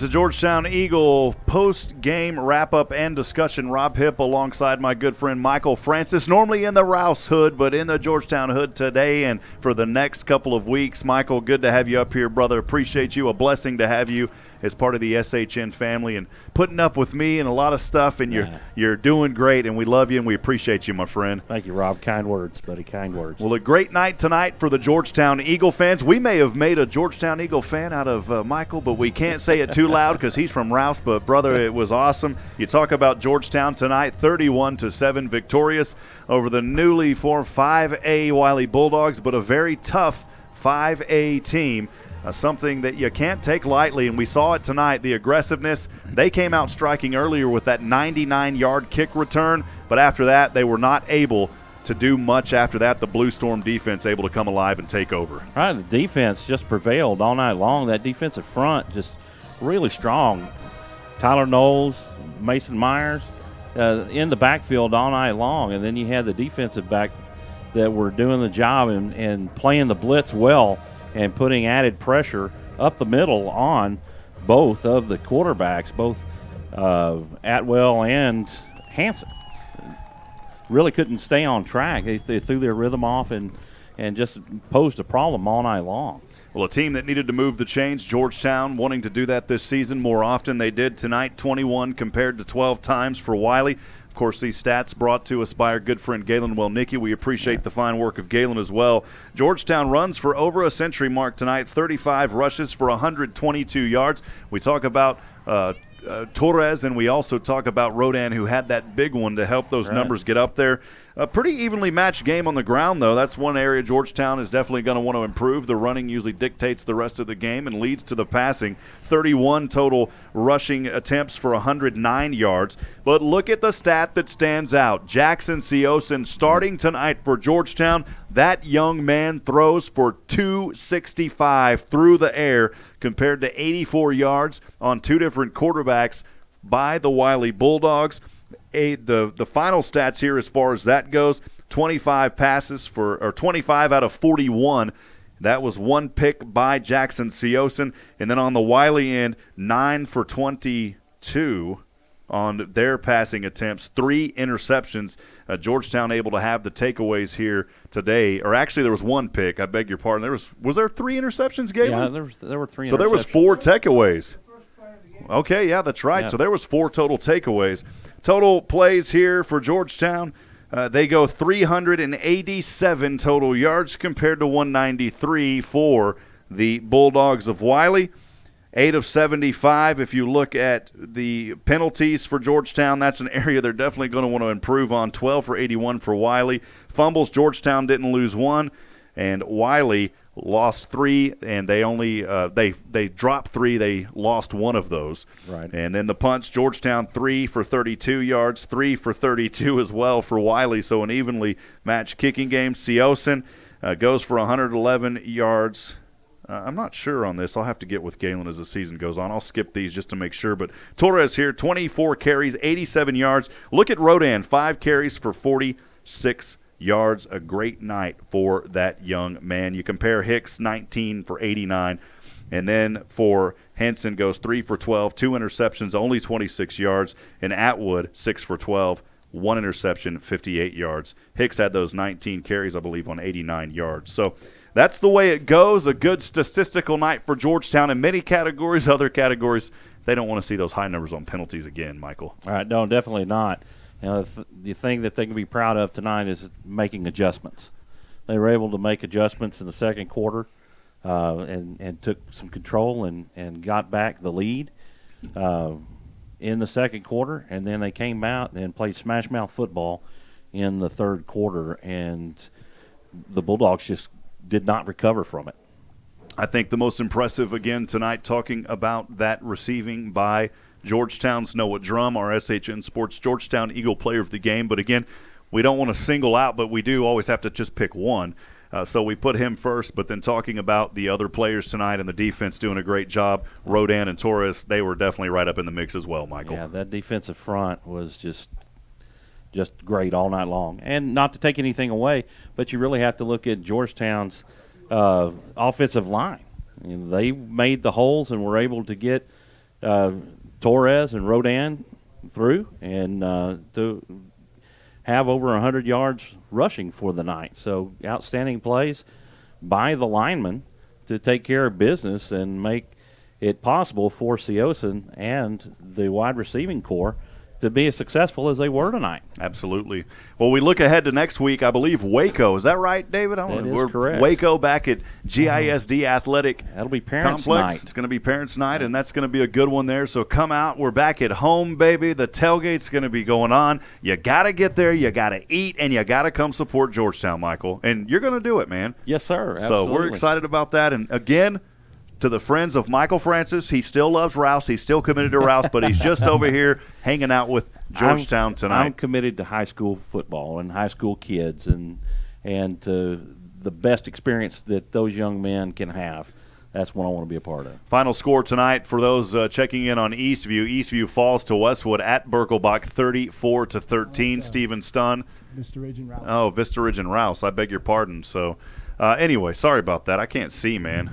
I know that Eastview was trailing. We'll try to have that. Nathan, can you pull that score up for us on the Eastview and Westwood game? So sorry about that. Friends, we're still looking for sponsors, too, to make all of our coverage possible this season, not only for Georgetown, as we're just a little bit short, but also for Eastview, Gerald, and our friends in the Leander area as well. Right. And Southwestern, we're doing that, so make sure you join us tomorrow night right back here on SHN Sports.